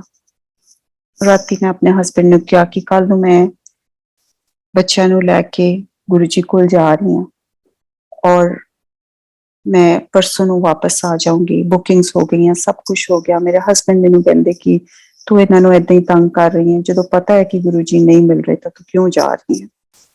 ਪਰ ਪਤਾ ਨਹੀਂ, ਉਹ ਮਨ ਵਿੱਚ ਵਿਸ਼ਵਾਸ ਸੀ ਕਿ ਜਦੋਂ ਮੈਂ ਜਾਊਂਗੀ ਗੁਰੂ ਜੀ ਮੈਨੂੰ ਜ਼ਰੂਰ ਮਿਲਣਗੇ। ਬੱਚੇ ਦੋਨੋਂ ਬਹੁਤ ਛੋਟੇ ਸੀ। ਮੈਂ ਦੋਨਾਂ ਨੂੰ ਲੈ ਕੇ ਚਲੀ ਗਈ। ਅਸੀਂ ਚੰਡੀਗੜ੍ਹ ਤੋਂ ਦਿੱਲੀ ਇਸ ਤਰ੍ਹਾਂ ਮਹਿਸੂਸ ਹੋਇਆ, ਏਦਾਂ ਪਹੁੰਚੀ ਜਿਵੇਂ ਹਵਾਈ ਜਹਾਜ਼ ਤੇ ਪਹੁੰਚੇ ਹੁੰਦੇ ਆ। ਡਰਾਈਵਰ ਮੈਨੂੰ ਪੁੱਛੇ ਕੀ ਟਾਈਮ ਹੋ ਗਿਆ ਤੇ ਮੈਂ ਡਰਾਈਵਰ ਨੂੰ ਪੁੱਛਾਂ ਕੀ ਟਾਈਮ ਹੋ ਗਿਆ। ਤੁਸੀਂ ਮੰਨੋ ਸੰਗਤ ਜੀ, ਅਸੀਂ 1.5 ਤੋਂ 2 ਘੰਟਿਆਂ ਦੇ ਅੰਦਰ ਏਦਾਂ ਲੱਗੇ ਜਿਵੇਂ ਅਸੀਂ ਉਸ ਰਿਐਲਿਟੀ 'ਚ ਪਹੁੰਚ ਗਏ ਹਾਂ ਜਿੱਥੇ ਟਾਈਮ ਨਾਮ ਦੀ ਕੋਈ ਚੀਜ਼ ਹੀ ਨਹੀਂ ਹੈ। ਹਵਾ ਵਿੱਚ ਉੱਡਦੇ ਉਡਾਉਂਦੇ ਮੈਨੂੰ ਨਹੀਂ ਸਮਝ ਆਈ ਕਿ ਅਸੀਂ ਕਿਹੜੇ ਵੇਲੇ ਐਮਪਾਇਰ ਸਟੇਟ ਪਹੁੰਚ ਗਏ। ਜਦੋਂ ਅਸੀਂ ਜਾ ਕੇ ਮੱਥਾ ਟੇਕਿਆ ਬਾਹਰ ਗੇਟ ਤੇ, ਘੰਟੀ ਵਜਾਈ, ਪਤਾ ਕੀਤਾ ਕਿ ਗੁਰੂ ਜੀ ਹੈਗੇ ਹੈ, ਮਿਲਣਗੇ, ਦਰਸ਼ਨ ਦੇਣਗੇ। ਜਿਹੜੇ ਬਾਹਰ ਅਟੈਂਡੈਂਟ ਆਏ ਉਹਨਾਂ ਨੇ ਇਹ ਗੱਲ ਕਹੀ ਕਿ ਗੁਰੂ ਜੀ ਨਹੀਂ ਦਰਸ਼ਨ ਦੇ ਰਹੇ, ਗੁਰੂ ਜੀ ਨਹੀਂ ਹੈਗੇ ਇੱਥੇ। ਪਤਾ ਵੀ ਸੀ ਕਿ ਗੁਰੂ ਜੀ ਨਹੀਂ ਦਰਸ਼ਨ ਦੇ ਰਹੇ, ਪਰ ਮਨ ਬਹੁਤ ਉਦਾਸ ਹੋ ਗਿਆ। ਇੰਨਾ ਉਦਾਸ ਹੋਇਆ ਕਿ ਬੱਚੇ ਵੀ ਇੱਕ ਵਾਰੀ ਉਦਾਸੀ 'ਚ ਬਿਲਕੁਲ ਜਿੱਦਾਂ ਚੁੱਪ ਕਰ ਗਏ, ਬਿਲਕੁਲ ਸਮਝ ਨਾ ਆਵੇ ਕਿ ਕੀ ਕਰੀਏ। ਗੱਡੀ 'ਚ ਬੈਠੇ, ਰਹਿਣ ਨੂੰ ਦਿਲ ਨਹੀਂ ਕੀਤਾ ਦਿੱਲੀ 'ਚ, ਵਾਪਸ ਆ ਗਏ। ਵਾਪਸ ਆ ਕੇ ਘਰ ਬਹੁਤ ਰੋਏ ਅਸੀਂ ਸਾਰੇ। ਬੱਚੇ ਛੋਟੇ ਸੀਗੇ ਪਰ ਗੁਰੂ ਜੀ ਨਾਲ ਫਿਰ ਵੀ ਇੰਨੀ ਅਟੈਚਮੈਂਟ ਸੀ, ਅਸੀਂ ਬਹੁਤ ਰੋਏ। 2 ਹਫ਼ਤਿਆਂ ਮਗਰੋਂ ਇੱਕ ਮੈਸੇਜ ਆਉਂਦਾ ਹੈ ਕਿਸੇ ਦੇ ਥਰੂ ਕਿ ਫਲਾਣੀ ਤਰੀਕ ਨੂੰ ਡੁਗਰੀ ਦੇ ਵਿੱਚ ਵਿਆਹ ਹੈ, ਗੁਰੂ ਜੀ ਨੇ ਬੁਲਾਇਆ ਤੇ ਉਹਨਾਂ ਨੇ ਕਿਹਾ ਹੈ ਕਿ ਬੱਚਿਆਂ ਨੂੰ ਲੈ ਕੇ ਤੂੰ ਜ਼ਰੂਰ ਪਹੁੰਚਣਾ। ਹੁਣ ਉਸ ਟਾਈਮ ਤੇ ਇਹ ਦਿਮਾਗ ਦੇ ਵਿੱਚ ਬਿਲਕੁਲ ਸਟ੍ਰਾਈਕ ਹੀ ਨਹੀਂ ਕੀਤਾ ਕਿ ਗੁਰੂ ਜੀ ਜਾਨੀ ਜਾਨ ਹੈ। ਜਿੱਦਾਂ ਤੁਹਾਨੂੰ ਸਾਰੀ ਪੁਰਾਣੀ ਸੰਗਤ ਦੱਸੇਗੀ ਕਿ ਇਹ ਤਾਂ ਪਤਾ ਸੀ ਕਿ ਗੁਰੂ ਜੀ ਮਹਾਪੁਰਸ਼ ਹੈ, ਪਰ ਇਹ ਨਹੀਂ ਸੀ ਪਤਾ ਕਿ ਗੁਰੂ ਜੀ ਰੱਬ ਹੈ। ਇਹ ਸਟ੍ਰਾਈਕ ਨਹੀਂ ਕੀਤਾ, ਇਹ ਇਹੀ ਸੋਚਿਆ ਕਿ ਇਹ ਇੱਕ ਕੋਈ ਕੋਇਨਸੀਡੈਂਸ ਹੈ, ਕਿ ਇਸ ਕੋਇਨਸੀਡੈਂਸ ਦੇ ਥਰੂ ਸਾਨੂੰ ਏਦਾਂ ਲੱਗ ਰਿਹਾ ਕਿ ਗੁਰੂ ਜੀ ਨੇ ਸਾਨੂੰ ਬੁਲਾਇਆ ਸੀ। ਥੋੜੇ ਦਿਨ ਪਹਿਲਾਂ ਮਿਲਣ ਗਏ ਸੀ, ਅੱਜ ਗੁਰੂ ਜੀ ਨੇ ਸਾਨੂੰ ਬੁਲਾ ਲਿਆ। ਖੈਰ ਅਸੀਂ ਡੁਗਰੀ ਪਹੁੰਚੇ, ਬ੍ਰੈਕਫਾਸਟ ਚੱਲ ਰਿਹਾ ਸੀ ਉੱਥੇ ਜਿੱਥੇ ਵਿਆਹ ਸੀਗਾ। ਅਸੀਂ ਬ੍ਰੈਕਫਾਸਟ ਕੀਤਾ, ਖਬਰ ਆਈ ਗੁਰੂ ਜੀ ਪਹੁੰਚ ਗਏ ਹੈ, ਆਪਣੇ ਆਸਨ ਤੇ ਵਿਰਾਜਮਾਨ ਹੈ। ਜਾ ਕੇ ਗੁਰੂ ਜੀ ਨੂੰ ਮੱਥਾ ਟੇਕਿਆ, ਬਹੁਤ ਜ਼ਿਆਦਾ ਸੰਗਤ ਸੀ, ਤੁਸੀਂ ਵੀਡੀਓਜ਼ ਵੀ ਦੇਖੀਆਂ ਹੋਣੀਆਂ। ਜਿਉਂ ਹੀ ਜਾ ਕੇ ਬੈਠੇ, ਗੁਰੂ ਜੀ ਨੇ ਮੇਰਾ ਇੰਨੀ ਸੰਗਤ ਹੋਣ ਦੇ ਬਾਵਜੂਦ ਉਹਨਾਂ ਦੀਆਂ ਅੱਖਾਂ ਨੇ ਮੈਨੂੰ ਲੱਭ ਲਿਆ। ਉਹਨਾਂ ਨੇ ਕੀ ਲੱਭ ਲਿਆ, ਉਹਨਾਂ ਨੂੰ ਤਾਂ ਪਤਾ ਹੀ ਸੀ ਕਿ ਮੈਂ ਕਿੱਥੇ ਬੈਠੀ ਹਾਂ, ਤੇ ਮੈਨੂੰ ਇਸ਼ਾਰਾ ਕਰਕੇ ਬੁਲਾਇਆ। ਤੇ ਸਾਡੇ ਨਾਲ ਇੱਕ ਹੋਰ ਸਾਡੇ ਨੇਬਰਸ ਤੋਂ ਕੋਈ ਗਏ ਸੀ, ਮੈਂ ਉਹਨਾਂ ਕੋਲ ਬੱਚਿਆਂ ਦੋਨਾਂ ਨੂੰ ਛੱਡ ਕੇ ਗੁਰੂ ਜੀ ਕੋਲ ਆਈ। ਦੁਬਾਰਾ ਮੱਥਾ ਟੇਕਿਆ। ਗੁਰੂ ਜੀ ਕਹਿੰਦੇ ਫਿਰ ਬੱਚੇ ਔਖੇ ਤਾਂ ਨਹੀਂ ਹੋਏ, ਦੇਖਿਆ ਕਿਵੇਂ ਹਵਾਈ ਜਹਾਜ਼ 'ਚ ਤੈਨੂੰ ਪਹੁੰਚਾਇਆ। ਜੈ Guru ji. I had tears in my eyes and only I could just bow to Guru Ji and say thank you Guru Ji। ਮੈਨੂੰ ਕਹਿੰਦੇ ਚਲੋ ਉੱਤੇ ਚੱਲ ਕੇ ਬੈਠੋ ਦਰਬਾਰ ਹਾਲ ਦੇ ਵਿੱਚ। ਉੱਥੇ ਬਹੁਤ ਸੰਗਤ ਸੀ, ਮੈਂ ਬੱਚਿਆਂ ਨੂੰ ਲੈ ਕੇ ਡੁਗਰੀ ਜਿੱਥੇ ਹੁਣ ਉੱਪਰ ਦਰਬਾਰ ਹਾਲ ਹੈ, ਜਿਸ ਪਾਸੇ ਨੂੰ ਹੁਣ ਆਸਨ ਹੈ, ਜਿਸ ਤਰਫ, ਉਸ ਤਰਫ ਨਹੀਂ, ਉਸ ਤੋਂ ਦੂਸਰੇ ਪਾਸੇ ਆਸਨ ਹੁੰਦਾ ਸੀ, ਮੈਂ ਉੱਥੇ ਚਲੀ ਗਈ। ਅਸੀਂ ਉੱਥੇ ਜਾ ਕੇ ਬੈਠ ਗਏ। ਗੁਰੂ ਜੀ ਆਪਣੇ ਆਸਨ ਤੇ ਆ ਕੇ ਵਿਰਾਜਮਾਨ ਹੋਏ। ਜਦੋਂ ਉੱਥੋਂ ਸਾਰਾ ਕਾਰਜ ਨਿਬੇੜ ਕੇ ਆਏ ਤੇ ਆ ਕੇ ਮੈਨੂੰ ਗੁਰੂ ਜੀ ਨੇ ਇਸ ਕਦਰ ਵਿਸ਼ੇਸ਼ਤਾ ਦਿੱਤੀ। ਜਦੋਂ ਗੁਰੂ ਵਿਸ਼ੇਸ਼ਤਾ ਦਿੰਦੇ ਹੈ ਤੇ ਇੰਨਾ ਅੱਛਾ ਲੱਗਦਾ ਹੈ, ਕਿਉਂਕਿ ਤੁਹਾਨੂੰ ਲੱਗਦਾ ਕਿ ਤੁਸੀਂ ਤਾਂ ਸਿਰਫ ਗੁਰੂ ਵੱਲ ਇੱਕ ਕਦਮ ਹੀ ਤੁਰੇ ਸੀ, ਪਰ ਗੁਰੂ ਨੇ ਤੁਹਾਡੇ ਵੱਲ ਕਿੰਨੇ ਕਦਮ ਤੁਹਾਡੇ ਵੱਲ ਚੁੱਕੇ। ਗੁਰੂ ਵਾਸਤੇ ਵਿਸ਼ੇਸ਼ਤਾ ਹੋਵੇ ਔਰ ਸੁਰਤ ਉੱਚੀ ਹੋਵੇ, ਇਸ ਨਾਲੋਂ ਜ਼ਿਆਦਾ ਹੋਰ ਕੁਝ ਨਹੀਂ ਚਾਹੀਦਾ। ਘਰ-ਬਾਰ ਤਿਆਗਣ ਦੀ ਲੋੜ ਨਹੀਂ ਹੈ ਸਾਨੂੰ ਕੋਈ ਚੀਜ਼ ਛੱਡਣ ਦੀ ਲੋੜ ਨਹੀਂ ਹੈ। ਗੁਰੂ ਜੀ ਕਹਿੰਦੇ ਤੁਸੀਂ ਥੋੜੀ ਜਿਹੀ ਮੈਨੂੰ ਵਿਸ਼ੇਸ਼ਤਾ ਦਿਓ ਆਪਣੀ ਲਾਈਫ ਦੇ ਵਿੱਚ, ਤੁਸੀਂ ਆਪਣੀ ਸੁਰਤ ਉੱਚੀ ਚੁੱਕ ਕੇ ਰੱਖੋ ਔਰ ਮੈਂ ਤੁਹਾਡੇ ਨਾਲ ਖੜਾ। ਮੈਂ 100 ਕਦਮ ਤੁਹਾਡੇ ਵੱਲ ਤੁਰ ਕੇ ਆਵਾਂਗਾ। ਸਤਿਗੁਰ ਚਰਨ ਸ਼ਰਨ ਗੁਰੂ ਏਕ ਪੈਂਡਾ ਜਾਏ ਚਲ, ਚਰਨ ਸ਼ਰਨ ਗੁਰੂ ਏਕ ਪੈਂਡਾ ਜਾਏ ਚਲ, ਸਤਿਗੁਰ ਕੋਟ ਪੈਂਡਾ ਆਗੇ ਹੋਏ ਲੇਤ ਹੈ। ਬਾਣੀ ਦੇ ਲਫ਼ਜ਼ ਹੈ। ਗੁਰੂ ਪ੍ਰੇਮ ਕਦੀ ਮਾਨ ਤੇ ਵਡਿਆਈ ਵਿੱਚ he doesn't want anything from us, he just wants a little bit of love। ਔਰ ਜਦੋਂ ਹੀ ਅਸੀਂ ਉਹਨਾਂ ਨੂੰ ਵਿਸ਼ੇਸ਼ਤਾ ਦਿੰਦੇ ਹਾਂ, ਉਹ ਪ੍ਰੇਮ ਦਿੰਦੇ ਹਾਂ, ਆਪਣੀ ਜ਼ਿੰਦਗੀ 'ਚ ਉਹਨਾਂ ਨੂੰ ਦਰਜਾ ਦਿੰਦੇ ਹਾਂ, ਤੇ ਗੁਰੂ ਜੀ ਬਹੁਤ ਅੱਗੇ ਹੋ ਕੇ ਮਿਲਦੇ ਆ। ਗੁਰੂ ਜੀ ਦਾ ਹੁਕਮ ਸੀ ਕਿ ਮੈਨੂੰ ਤੂੰ 5 ਦਿਨ ਆਣਾ ਹੈ, ਸਵੇਰੇ ਆਏਂਗੀ, ਸ਼ਾਮ ਨੂੰ ਜਾਏਂਗੀ। ਔਰ ਸੰਗਤ ਜੀ ਉਸ ਟਾਈਮ ਦੇ ਵਿੱਚ ਜੋ ਗੁਰੂ ਜੀ ਨੇ ਮੈਨੂੰ ਐਕਸਪੀਰੀਐਂਸਿਸ ਦਿੱਤੇ, ਸਾਰਾ ਟਾਈਮ ਗੁਰੂ ਜੀ ਨੇ ਮੈਨੂੰ ਆਪਣੀ ਸੇਵਾ ਦਿੱਤੀ, ਚਰਨ ਦਬਾਉਣ ਦੀ, ਮੋਢੇ ਦਬਾਉਣ ਦੀ, ਪੈਰ ਦਬਾਉਣ ਦੀ, ਸਿਰ ਦਬਾਉਣ ਦੀ।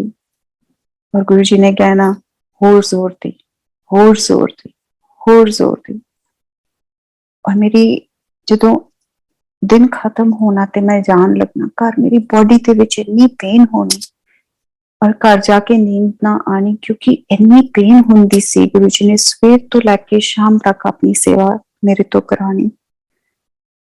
और उस टाइम ਦੇ ਵਿੱਚ ਗੁਰੂ ਜੀ ਨੇ ਵਿਸ਼ੇਸ਼ਕਰ ਇੰਨਾ ਪਿਆਰ ਦਿੱਤਾ, ਕਦੀ ਮਾਂ ਬਣ ਕੇ ਨਰਚਰਿੰਗ ਮਾਂ ਵਾਂਗੂ, ਕਦੇ ਬਾਪ ਬਣ ਕੇ, ਕਦੇ ਗੁਰੂ ਜੀ ਇੱਕ ਫਰੈਂਡ ਬਣ ਜਾਂਦੇ ਸੀ, ਕਦੇ ਗੁਰੂ ਜੀ ਬੱਚਿਆਂ ਵਾਂਗੂ ਪਲੇਫੁਲ ਹੋ ਜਾਂਦੇ ਸੀ। ਗੁਰੂ ਜੀ ਨੇ ਆਪਣੇ ਇੰਨੇ ਰੂਪ ਦਿਖਾਏ ਉਸ ਟਾਈਮ ਦੇ ਵਿੱਚ ਮੈਨੂੰ।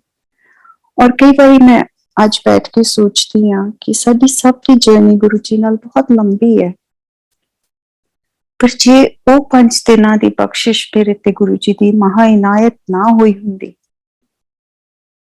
I don't know whether I would have known my Guru the way I know him today. ਮੈਂ ਜਿਨ੍ਹਾਂ ਰੂਪਾਂ ਦੇ ਵਿੱਚ ਗੁਰੂ ਜੀ ਨੂੰ ਉਹਨਾਂ 5 ਦਿਨਾਂ ਦੇ ਵਿੱਚ ਦੇਖਿਆ, ਇਹ ਮੈਨੂੰ ਨਹੀਂ ਲੱਗਦਾ ਕਿ ਮੈਂ ਉਹਨਾਂ ਰੂਪਾਂ ਦੇ ਵਿੱਚ ਗੁਰੂ ਜੀ ਨੂੰ ਕਦੇ ਵੀ ਦੇਖ ਸਕਦੀ। ਔਰ ਉਹ ਸਿਰਫ ਗੁਰੂ ਜੀ ਨੂੰ ਆਪਣੀ ਲਾਈਫ ਵਿੱਚ ਜਦੋਂ ਅਸੀਂ ਧਾਰ ਲੈਂਦੇ ਹਾਂ, ਜਦੋਂ ਅਸੀਂ ਗੁਰੂ ਜੀ ਲਈ ਇੱਕ ਸਪੌਟ ਕ੍ਰੀਏਟ ਕਰਦੇ ਆਪਣੀ ਲਾਈਫ ਦੇ ਵਿੱਚ, ਜਦੋਂ ਅਸੀਂ ਉਹਨਾਂ ਨੂੰ ਵਿਸ਼ੇਸ਼ਤਾ ਦਿੰਦੇ ਹਾਂ, ਗੁਰੂ ਜੀ ਅੱਗੇ ਹੋ ਕੇ ਮਿਲਦੇ हैं।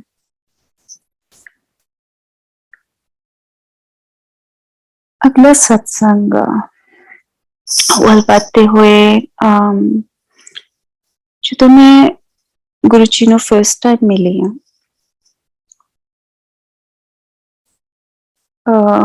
ਗੁਰੂ ਜੀ ਨੇ ਮੈਨੂੰ ਇਹ ਗੱਲ ਕਹੀ ਕਿ ਮੈਡੀਟੇਸ਼ਨ ਨਹੀਂ ਕਰਨੀ। ਸੋ ਮੈਂ ਥੋੜਾ ਜਿਹਾ ਬੈਕਗਰਾਉਂਡ ਬੜੀ ਕੁਇਕਲੀ ਦਿਆਂਗੀ ਕਿ ਮੈਂ ਗੁਰੂ ਜੀ ਕੋਲ ਬੇਸਿਕਲੀ ਸਪਿਰਿਚੁਅਲ ਰੀਜ਼ਨਸ ਕਰਕੇ ਗਈ ਸੀ। ਮੈਂ ਰੂਹਾਨੀ ਤਸਕੀਨ ਦੀ ਬਹੁਤ ਦੁਖੀ ਸੀ। ਮੈਨੂੰ ਇਹ ਰਸਤਾ ਬਹੁਤ ਮਨ ਭਾਉਂਦਾ ਸੀ ਔਰ ਮੈਨੂੰ ਲੱਗਦਾ ਸੀ ਕਿ ਕੋਈ ਜੁਗਤ ਇਹੋ ਜਿਹੀ ਬਣੇ ਕਿ ਮੈਨੂੰ ਗੁਰੂ ਮਿਲੇ ਔਰ ਮੈਂ ਇਸ ਰਸਤੇ ਤੇ ਸਿੱਧੀ ਤੁਰ ਸਕਾਂ, ਕਿ ਮੇਰੀ ਜ਼ਿੰਦਗੀ ਦਾ ਘੋੜਾ ਸਿੱਧਾ ਚੱਲੇ ਔਰ ਮੈਂ ਸਪਿਰਿਚੁਅਲੀ ਪ੍ਰੋਗਰੈਸ ਕਰ ਸਕਾਂ। ਸੋ ਜਦੋਂ ਮੈਂ ਗੁਰੂ ਜੀ ਕੋਲ ਗਈ ਤਾਂ ਮੈਨੂੰ ਇਹ ਉਮੀਦ ਸੀ ਕਿ ਗੁਰੂ ਜੀ ਮੈਨੂੰ ਬਲੈਸਿੰਗ ਦੇਣਗੇ ਔਰ ਫਟਾਫਟ ਮੇਰੀ ਸਪਿਰਿਚੁਅਲ ਪ੍ਰੋਗਰੈਸ ਹੋਏਗੀ।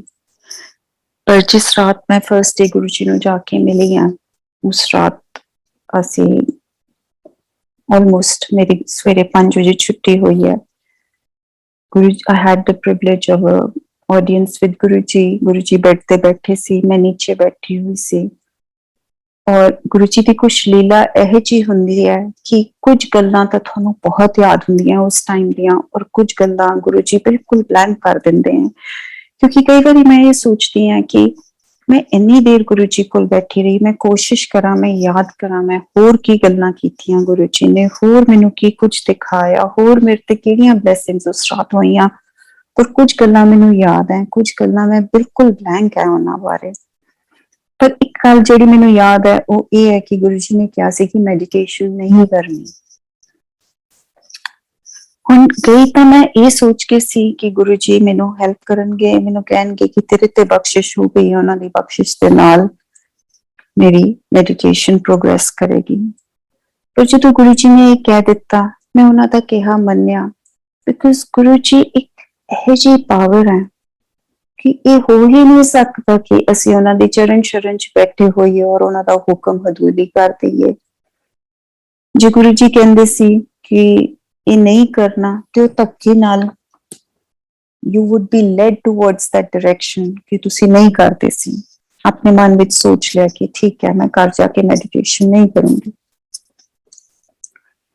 ਪਰ ਜਿਵੇਂ ਹੀ ਮੈਂ ਘਰ ਪਹੁੰਚੀ ਮੈਨੂੰ ਇਹ ਰਿਅਲਾਈਜ਼ੇਸ਼ਨ ਹੋਈ ਕਿ ਮੈਂ ਕਮਿਟਡ ਸੀ ਇੱਕ ਮੈਡੀਟੇਸ਼ਨ ਕਲਾਸ ਤੋਂ, ਮੈਂ ਮੈਡੀਟੇਸ਼ਨ ਸਿਖਾਉਂਦੀ ਵੀ ਹੁੰਦੀ ਸੀ। ਸੋ ਮੈਂ ਆਪਣੇ ਸਟੂਡੈਂਟਸ ਨੂੰ ਇਹ ਡਾਇਰੈਕਟਲੀ ਨਹੀਂ ਕਹਿ ਸਕਦੀ ਕਿ ਹੁਣ ਮੈਂ ਮੈਡੀਟੇਸ਼ਨ ਨਹੀਂ ਕਰਾਣੀ ਤੁਹਾਨੂੰ।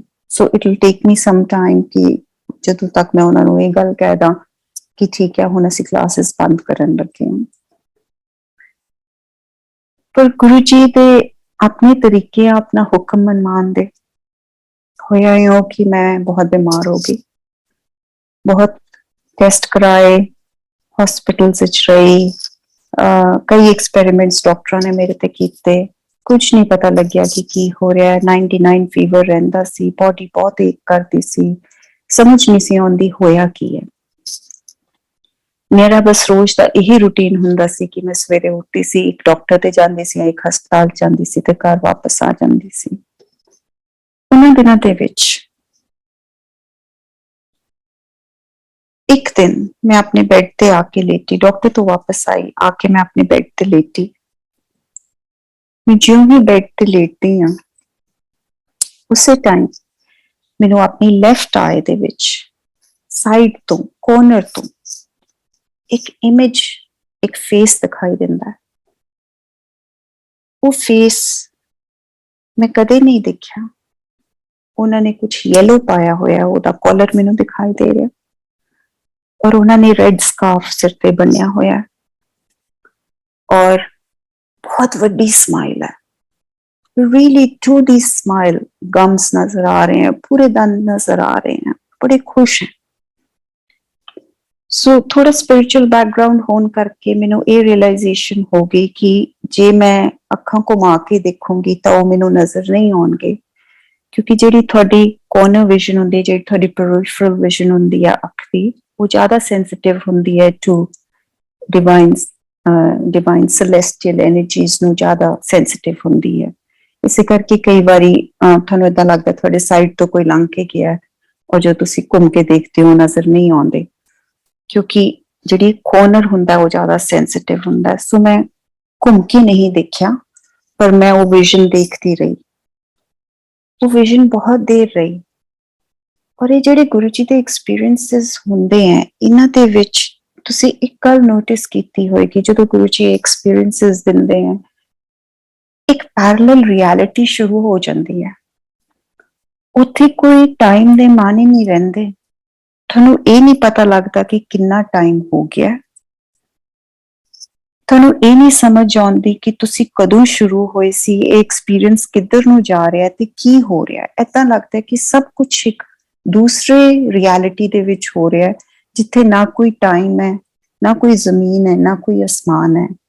और ये पता है थानू उस टाइम ते कि ये गुरु जी दा कोई कौतक चल रहा है, पर ये नहीं समझ आंदी कि इनू हुण कंट्रोल विच किवें लैना है। वो अपनी गति ते ही चल रहा हुंदा है। सो वो इमेज कितनी देर रही मैनू नहीं पता। सडनली मैनू सामने एक इमेज आंदी है, उपरों जिदा रूफ विचों आंदी है, सीलिंग विचों आके बिल्कुल मेरे सामने खड़ी हो जाती है, और वो जीसस क्राइस्ट है। और जीसस क्राइस्ट ऐसा नहीं लगते जिस तरह वो अज फोटोआं च लगते हैं, वो बड़े डिफरेंट लगते हैं। वो फिर रियलिटी कितनी देर चलती रही कोई खबर नहीं मैनू। खैर अगले दिन मेरी क्लास सी, मैं क्लास विच गई, एक लड़की शिरडी गई हुई सी, वो वापस आई, उन्हें आके मैनू क्या कहती, मैं तुहाडे लई एक एल्बम लैके आई हाँ शिरडी साहिब दी। जिद्दां ही उन्हें वो एल्बम मेरे हाथ विच फड़ाई, उहदे उत्ते वो सेम फोटो, वो जिहड़ी विजन मेरी सी, जिहड़ी मैनू अख दे कोने तो नजर आ रही सी, वो सेम उस एल्बम दे फोटो दे ऊपर सी। बेसिकली मैं एक सिख फैमिली दे विच बोर्न हुई सी, मैं कदे होर किसी पासे झाकिया ही नहीं सी, होर मैनू पता ही नहीं सी कि ये साईं बाबा है या आ फलाने माता है या आ ऐदा है। मैनू किसी बारे कुछ ज्यादा नहीं सी पता, सिर्फ गणेश जी बारे, शिव जी बारे पता सी, इस नालों ज्यादा कुछ मैनू पता नहीं सी। उस दिन पहले दिन मैनू पता लग्या जदों उन्हें मैनू एल्बम फड़ाई कि साईं बाबा है। उस एल्बम दी जिहड़ी टॉप फोटो सी और वो जिहड़ी मेरी विजन विच फोटो सी, वो सेम सी। सो मैं उन्होंने जदों एल्बम नू कड्डिया, एल्बम चों फोटो कड्डी ते उहदे विचों रोज पेटल्स गिरियां। ये तो पता लग गया, ये बहुत एहसास हो गया उस टाइम पे कि ये गुरु जी कोई कौतक वरता रहे हैं, पर ये की वरतारा हो रहा है कुछ नहीं पता। मैं कुड़ियां नू पुछया क्लास दे विच, मैं क्या किसी नू पता है कि इत्थे इन्हां दा कोई मंदिर, शिरडी मंदिर हैगा? वो कहंदे हाँ जी हैगा, फलाने सैक्टर च है। दो कुड़ियां नू नाल लैके, बीमार ही सी, मैं उत्थे चली गई। मैं ज्यों ही जाके असीं गड्डी पार्क कीती, अंदर वड़े, अंदर वड़दियां सार उन्हां दा जोड़ा घर नवां बन रहा सी, जिथे ਤੁਸੀਂ ਆਪਣੇ ਜੁੱਤੇ ਉਤਾਰਦੇ ਹੋ। ਜਿਉਂ ਹੀ ਮੈਂ ਅੰਦਰ ਵੜੀ ਹਾਂ, ਇੱਕ ਨਵੀਂ ਪਲਸਤਰ ਕੀਤੀ ਹੋਈ ਵਾਲ ਸੀ, ਨਿਊਲੀ ਪਲਾਸਟਰਡ, ਹਜੇ ਗਿੱਲੀ ਹੀ ਸੀ। ਉਹਦੇ ਉੱਤੇ ਲਿਖਿਆ ਹੋਇਆ ਸੀ, ਆਓ ਸੰਦੀਪ। ਸੋ Sandeep is actually my real name। और मैं लू कंडे हो गई, बस समझ ना आवे कि ये की होया। पर ਉਹੀ ਗੱਲ ਕਿ ਜਦੋਂ ਕੌਤਕ ਵਰਤਦੇ ਆ ਤਾਂ ਇੱਕ ਆਲਟਰਨੇਟ ਰਿਐਲਿਟੀ ਵਿੱਚ ਵਰਤਦੇ ਆ। ਗੁਰੂ ਜੀ ਤੁਹਾਨੂੰ ਇੰਨਾ ਅਹਿਸਾਸ ਨਹੀਂ ਦਿਵਾਉਂਦੇ ਕਿ ਤੁਸੀਂ ਉਹਨੂੰ ਲੂਜ਼ ਕਰ ਜਾਓ ਉਸ ਮੋਮੈਂਟ ਦੇ ਵਿੱਚ। ਉਹ ਤੁਹਾਨੂੰ ਉਪਰੀ ਅਹਿਸਾਸ ਦੇ ਵਿੱਚ ਉਸ ਟਾਈਮ ਤੇ ਆਪਣੇ ਨਾਲ ਲਈ ਜਾਂਦੇ ਆ। ਅਸੀਂ ਅੰਦਰ ਚਲੇ ਗਏ, ਅੰਦਰ ਆਰਤੀ ਹੋ ਰਹੀ ਸੀ, ਬਹੁਤ ਰਸ਼ ਸੀਗਾ। ਅਸੀਂ ਸਾਈਡ ਤੋਂ ਹੋ ਕੇ ਥੋੜੀ ਜਿਹੀ ਅੱਗੇ ਚਲੇ ਗਏ। ਜਿਉਂ ਹੀ ਮੈਂ ਅੱਗੇ ਜਾਂਦੀ ਆ, ਉਹ ਜਿਹੜੇ ਆਰਤੀ ਕਰ ਰਹੇ ਸੀ ਉਹ ਮੇਰੇ ਆਰਤੀ ਹੱਥ ਵਿੱਚ ਫੜਾ ਦਿੰਦੇ ਆ ਔਰ ਮੈਂ ਆਰਤੀ ਕਰਨੀ ਸ਼ੁਰੂ ਕਰ ਦਿੰਦੀ ਹਾਂ। ਸੋ ਪਹਿਲਾਂ ਜਦੋਂ ਗੁਰੂ ਜੀ ਦੇ ਨਾਲ ਕੁਝ ਇਹ ਅਹਿਸਾਸ ਇਹੋ ਜਿਹੇ ਹੁੰਦੇ ਆ ਕਿ ਜਦੋਂ ਅਸੀਂ ਗੁਰੂ ਜੀ ਦੀ ਜਰਨੀ ਸ਼ੁਰੂ ਕਰਦੇ ਹਾਂ, ਉਸ ਟਾਈਮ ਤੇ ਸਾਨੂੰ ਸਮਝ ਨਹੀਂ ਆਉਂਦੀ। ਸਾਨੂੰ ਇਹ ਸਾਰੇ ਇੰਸਟੈਂਸਸ ਆਈਸੋਲੇਸ਼ਨ ਵਿੱਚ ਨਜ਼ਰ ਆਉਂਦੇ ਆ ਕਿ ਗੁਰੂ ਜੀ ਨੇ ਇੱਕ ਆ ਐਕਸਪੀਰੀਅੰਸ ਦਿੱਤਾ ਹੈ, ਗੁਰੂ ਜੀ ਨੇ ਇੱਕ ਆ ਦਿੱਤਾ ਹੈ, ਇੱਕ ਆ ਦਿੱਤਾ ਹੈ, ਇੱਕ ਆ ਦਿੱਤਾ ਹੈ। ਬਟ ਇਹ ਐਕਚੁਅਲੀ ਇਸ ਤਰ੍ਹਾਂ ਹੈ ਜਿੱਦਾਂ ਜਦੋਂ ਇੱਕ ਕੱਪੜਾ ਹੁੰਦਾ ਬ੍ਰੋਕੇਡ, ਜਦੋਂ ਬ੍ਰੋਕੇਡ ਬਣਾਉਣਾ ਸ਼ੁਰੂ ਕਰਦੇ ਆ ਤੇ ਸਿਰਫ ਰੇਸ਼ਮ ਦੀਆਂ ਤੰਦਾਂ ਹੁੰਦੀਆਂ, ਉਹ ਤੰਦਾਂ ਨਜ਼ਰ ਆਉਂਦੀਆਂ, ਉਹ ਹੱਥ ਕੰਮ ਕਰਦੇ ਨਜ਼ਰ ਆਉਂਦੇ ਆ, ਉਹ ਪੈਰ ਕੰਮ ਕਰਦੇ ਨਜ਼ਰ ਆਉਂਦੇ ਆ ਖੱਡੀਆਂ ਦੇ ਉੱਤੇ, ਔਰ ਉਹ ਸਭ ਕੁਝ ਇੱਕ ਆਈਸੋਲੇਸ਼ਨ ਚ ਨਜ਼ਰ ਆਉਂਦਾ ਹੈ ਕਿ ਹੱਥ ਵੀ ਕੰਮ ਕਰ ਰਹੇ ਆ, ਪੈਰ ਵੀ ਕੰਮ ਕਰ ਰਹੇ ਆ, ਤੰਦਾਂ ਵੀ ਇਧਰੋਂ ਉਧਰ ਹੋ ਰਹੀਆਂ। ਪਰ ਪਤਾ ਉਦੋਂ ਲੱਗਦਾ ਹੈ ਜਦੋਂ ਕੁਝ ਮਹੀਨਿਆਂ ਮਗਰੋਂ ਉਹਦੇ ਤੇ ਇੱਕ ਪੈਟਰਨ ਨਿਕਲਣਾ ਸ਼ੁਰੂ ਹੁੰਦਾ ਹੈ ਔਰ ਤੁਹਾਨੂੰ ਲੱਗਦਾ ਹੈ ਕਿ ਇੱਕ ਤਾਰ ਦੂਜੀ ਤਾਰ ਦੇ ਨਾਲ ਕਿਸ ਤਰ੍ਹਾਂ ਕਨੈਕਟ ਹੋਈ ਔਰ ਕਿਸ ਤਰ੍ਹਾਂ ਉਹਦੇ ਵਿੱਚੋਂ ਇੱਕ ਪੈਟਰਨ ਨਿਕਲਿਆ, ਇੱਕ ਡਿਜ਼ਾਈਨ ਨਿਕਲਿਆ। ਸੋ ਆਈ ਫੀਲ ਕਿ ਗੁਰੂ ਜੀ ਸਾਨੂੰ ਸਾਡੇ ਪਿਛਲੇ ਲਾਈਫ ਦੇ ਕਨੈਕਸ਼ਨਸ ਗੁਰੂਆਂ, ਪੀਰਾਂ, ਸੰਤਾਂ ਦੇ ਨਾਲ ਕਿਹੜੇ ਸੀ, ਉਹ ਸਾਨੂੰ ਐਕਸਪੀਰੀਐਂਸਿਸ ਦੇ ਥਰੂ ਦਿਖਾਣਾ ਸ਼ੁਰੂ ਕਰਦੇ हैं। और मैं झूठ बोलूंगी जे मैं कहूंगी कि मैनू उदों ही पता लग गया। Everything takes time to mature. साडी स्पिरिचुअलिटी भी मैच्योरिटी तक पहुंचनी जरूरी हुंदी है कि असीं इन्हां एक्सपीरियंसिस नूं अंडरस्टैंड करिए। उदों तो केवल एक आइसोलेशन दे विच एक गुरु जी की ब्लैसिंग लगती है, पर बाद विच पता लगता है कि उस ब्लैसिंग तो गुरु जी की समझा रहे सी, ये स्टोरी की निकल रही है, पैटर्न की निकल रहा है, ये डिजाइन की निकल रहा है। हुण अज दी डेट विच मैनूं ये एहसास है कि मेरा कोई लाइफ टाइम दा, किसी लाइफ टाइम दा बहुत डीप कनैक्शन साईं बाबा दे नाल होना है और उस टाइम ते गुरु जी ने मैनूं दिखाया। और अज दी डेट दे विच भी मैनूं बाबा दे दर्शन हमेशा ओपन आइज दे नाल हुंदे हैं और जिस दिन भी हुंदे हैं ये मैनूं एहसास हुंदा है कि अज कुछ होने वाला है। और गुरु जी अगे जाके यही अरदास करीदी है कि गुरु जी तुसी मेहर भरिया हथ रखना, जे तुसी कुछ करना भी, कुछ हो रहा है, किसी चीज का साइन दे रहे हो ते तुसी आप हथ दे के सानू उहदे विचों कढ लेना। सो गुरु जी ने उस टाइम ते इन्ने स्पिरिचुअल एक्सपीरियंसिस मैनू दिते जिन्हां दी मेरी रूह नूं भुख सी, मेरी रूहानी तस्कीन यही चाहती सी। The satisfaction, my spiritual satisfaction was based upon the spiritual experiences I wanted in my life. मैं मेडिटेशन दे विच बहुत म्यूजिक सुनना, बहुत डीप म्यूजिक जेड़े इंस्ट्रूमेंटल म्यूजिक जेड़ा हुंदा है ओह खास करके जेड़ा सितार वगैरह जेड़ा तारां वाला म्यूजिक हुंदा है, रुबाब, सितार, और इन्नी डीप वो म्यूजिक हुंदा सी कि इदां लगदा सी कि उहदे नाल पूरी बॉडी दे विच रेजोनेशन हो रही है। पर गुरु जी का फिर भी यही हुक्म सी कि मेडिटेशन नहीं करनी है। गुरु जी तो टाइम मंगया होया सी कि गुरु जी अच्छा छड़ दूंगी, पर छड्डी जा नहीं सी रही। करते करते करते करते बीमारी इस कदर वध गई ਕਿ ਅਖੀਰ ਦੇ ਵਿੱਚ ਉਹ ਮੈਡੀਟੇਸ਼ਨ ਛੱਡਣੀ ਹੀ ਪਈ। ਗੁਰੂ ਜੀ ਹੁਕਮ ਕਿਵੇਂ ਮਨਵਾਉਂਦੇ ਆ?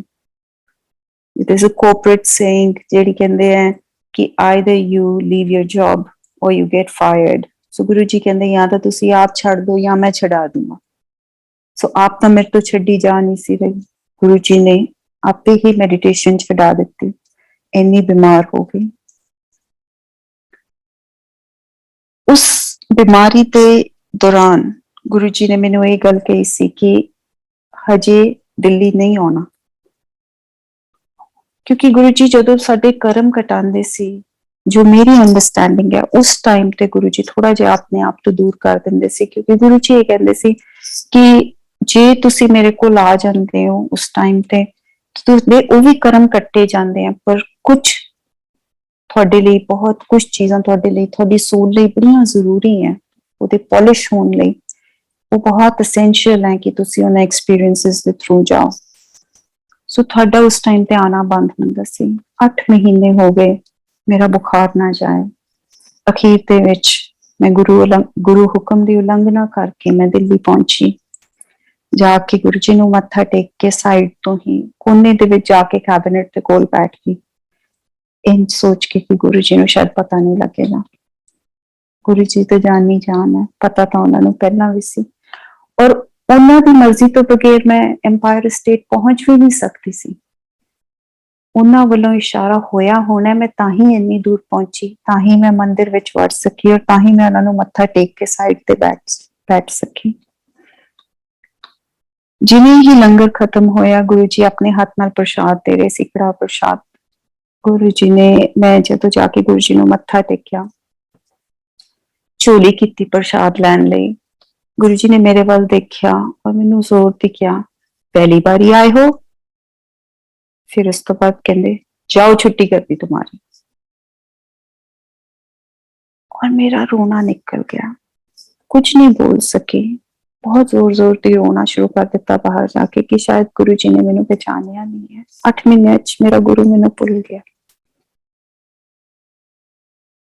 पर वही उतारा अज कनेक्ट होंदी है कि गुरु जी मैनू नहीं कह रहे सी कि पहली बार आए हो, जाओ अब छुट्टी कर दी तुम्हारी। गुरु जी उस बीमारी ਨੂੰ ਕਹਿ ਰਹੇ ਸੀ, ਉਸ ਗ੍ਰਹਿ ਨੂੰ ਕਹਿ ਰਹੇ ਸੀ, ਜਾਂ ਜੋ ਵੀ ਚੀਜ਼ ਜੋ ਮੇਰੇ ਤੇ ਭਾਰੀ ਸੀ ਉਸ ਟਾਈਮ ਤੇ ਉਹ ਉਸ ਨੂੰ ਕਹਿ ਰਹੇ ਸੀ ਕਿ ਜਾਓ ਛੁੱਟੀ ਕਰ ਦੀ तुम्हारी। ਸੋ ਗੁਰੂ ਜੀ ਦੇ ਨਾਲ ਜਿਹੜੀ ਸਾਡੀ ਲਾਈਫ ਹੈ, ਜਿਹੜੀ ਸਪਿਰਿਚੁਅਲ ਲਾਈਫ ਹੈ, ਇਹ ਇੱਕ ਬੜੀ ਡੀਪ ਅੰਡਰਸਟੈਂਡਿੰਗ ਵਾਲੀ ਲਾਈਫ ਹੈ। ਗੁਰੂ ਜੀ ਦੇ ਨਾਲ ਸਾਡੇ ਐਵਰੀਡੇ ਐਕਸਪੀਰੀਐਂਸਿਸ ਜਿਹੜੇ ਆ, ਅਸੀਂ ਇਹਨਾਂ ਨੂੰ ਆਈਸੋਲੇਸ਼ਨ ਵਿੱਚ ਬਲੈਸਿੰਗਸ ਵੀ ਦੇਖ ਸਕਦੇ ਹਾਂ, ਪਰ ਜਦੋਂ ਅਸੀਂ over a period of time ਇਹਨਾਂ ਬਲੈਸਿੰਗਸ ਨੂੰ ਕਨੈਕਟ ਕਰਦੇ ਹਾਂ ਤਾਂ ਗੁਰੂ ਜੀ ਸਾਨੂੰ ਸਾਡੀ ਹੀ ਲਾਈਫ ਬਾਰੇ ਇੱਕ ਬਹੁਤ ਹੀ ਡੀਪ ਅੰਡਰਸਟੈਂਡਿੰਗ ਦਿੰਦੇ ਆ, ਔਰ ਹੌਲੀ ਹੌਲੀ ਕਰਕੇ it reaches fruition. It takes a long time, 25 ਸਾਲ 30 ਸਾਲ, ਜਿਹੜੇ ਉਸ ਟਾਈਮ ਤੇ ਸਾਨੂੰ ਨਹੀਂ ਪਤਾ ਸੀ ਕਿ ਇਹ ਸਤਸੰਗ ਹੈ, ਅੱਜ ਉਹ ਸਤਸੰਗ ਹੈਗੇ। ਇੱਕ ਵਾਰੀ ਦੀ ਗੱਲ ਹੈ ਕਿ ਮੈਂ I come from a background of healing modalities, so ਮੈਂ ਹੀਲਿੰਗਸ ਕਰਦੀ ਹੁੰਦੀ ਸੀ, ਹੀਲਿੰਗ ਸਿੱਖਦੀ ਹੁੰਦੀ ਸੀ, ਕਈ ਮਾਸਟਰਸ ਡਿਗਰੀਜ਼ ਕੀਤੀਆਂ ਹੋਈਆਂ ਸੀ ਡਿਫਰੈਂਟ ਕਾਈਂਡਸ ਆਫ ਹੀਲਿੰਗਸ ਤੇ, ਔਰ ਕਿਤੇ ਵੀ ਹੀਲਿੰਗ ਹੁੰਦੀ ਸੀ, ਹੀਲਿੰਗ ਸਿੱਖਣ ਦਾ ਮੌਕਾ ਹੁੰਦਾ ਸੀ, ਬੜੀ ਭੁੱਖ ਹੁੰਦੀ ਸੀ ਕਿ ਜਾ ਕੇ ਸਿੱਖ ਲਓ, ਵਰਕਸ਼ਾਪ ਕਰ ਆਓ। ਮੈਂ ਆਪਣੇ ਹਸਬੈਂਡ ਨੂੰ ਪਤਾ ਨਹੀਂ ਕਿੱਥੇ ਕਿੱਥੇ ਦੁਨੀਆ ਦੇ ਵਿੱਚ ਘੁਮਾਇਆ ਹੋਇਆ ਹੈ, ਤੋ I would take him ਕਿ ਤੁਸੀਂ ਮੇਰੇ ਨਾਲ ਚੱਲੋ, ਬਿਕਾਜ਼ ਕਈ ਜਗ੍ਹਾ ਤੇ ਤੁਸੀਂ ਇਕੱਲੇ ਨਹੀਂ ਜਾ ਸਕਦੇ। ਇੱਕ ਵਾਰੀ ਏਦਾਂ ਹੀ ਬੰਬੇ ਦੇ ਵਿੱਚ ਇੱਕ ਵਰਕਸ਼ਾਪ ਸੀ, ਔਰ ਮੈਂ ਆਪਣੇ ਹਸਬੈਂਡ ਨੂੰ ਕਿਹਾ ਕਿ ਮੈਂ ਉੱਥੇ ਜਾਣਾ। ਕੁਦਰਤੀ ਉਹ ਟਾਈਮ ਕੁਝ ਇਹੋ ਜਿਹਾ ਸੀ ਕਿ ਉਸ ਤੋਂ ਪਿਛਲੇ ਸਾਲ ਬੰਬੇ ਦੇ ਵਿੱਚ ਕੋਈ ਬਲਾਸਟ ਹੋਏ ਸੀ, ਉਹਨਾਂ ਦੀ ਉਸ ਬਲਾਸਟ ਦਾ ਫਰਸਟ ਐਨੀਵਰਸਰੀ ਸੀ ਉਦੋਂ, ਉਸ ਦਿਨ। ਮੇਰੇ ਹਸਬੈਂਡ ਨੇ ਮੈਨੂੰ ਇਹ ਗੱਲ ਕਹੀ ਕਿ I don't think it's a very good idea, ਤੁਸੀਂ ਨਾ ਜਾਓ, ਬਿਕੋਜ਼ ਸਾਰੇ ਕਹਿ ਰਹੇ ਕਿ Bombay is going to be very tense, ਔਰ ਬੰਬੇ ਬੰਦ ਕਾਲ ਹੋਇਆ। ਪਰ ਸਵੇਰੇ ਜਾਣਾ ਸੀ, ਸ਼ਾਮ ਨੂੰ ਵਾਪਸ ਆ ਜਾਣਾ ਸੀ। ਮੈਨੂੰ ਉਸ ਸਿਚੁਏਸ਼ਨ ਦੀ ਗ੍ਰੈਵਿਟੀ ਇੰਨੀ ਉਸ ਟਾਈਮ ਤੇ ਰਿਅਲਾਈਜ਼ ਨਹੀਂ ਹੋਈ ਤੇ ਮੈਂ ਕਿਹਾ ਕਿ ਨਹੀਂ, ਮੈਂ ਸਾਈਨ ਅਪ ਕੀਤਾ ਹੋਇਆ ਹੁਣ ਇਸ ਵਰਕਸ਼ਾਪ ਲਈ ਤੇ ਮੈਂ ਜ਼ਰੂਰ ਜਾਣਾ। ਉਦੋਂ ਚੰਡੀਗੜ੍ਹ ਤੋਂ ਫਲਾਈਟ ਬੰਬੇ ਡਾਇਰੈਕਟ ਨਹੀਂ ਸੀ ਹੁੰਦੀ, ਦਿੱਲੀ ਜਾਣਾ ਪੈਂਦਾ ਸੀ, ਦਿੱਲੀ ਤੋਂ ਫਿਰ ਫਲਾਈਟ ਲੈਣੀ ਪੈਂਦੀ ਸੀ ਅੱਗੇ ਜਾਣ ਲਈ। ਔਰ ਮੈਂ ਦਿੱਲੀ ਪਹੁੰਚੀ ਸਵੇਰੇ ਸਵੇਰੇ ਆਪਣੇ ਡਰਾਈਵਰ ਨੂੰ ਲੈ ਕੇ।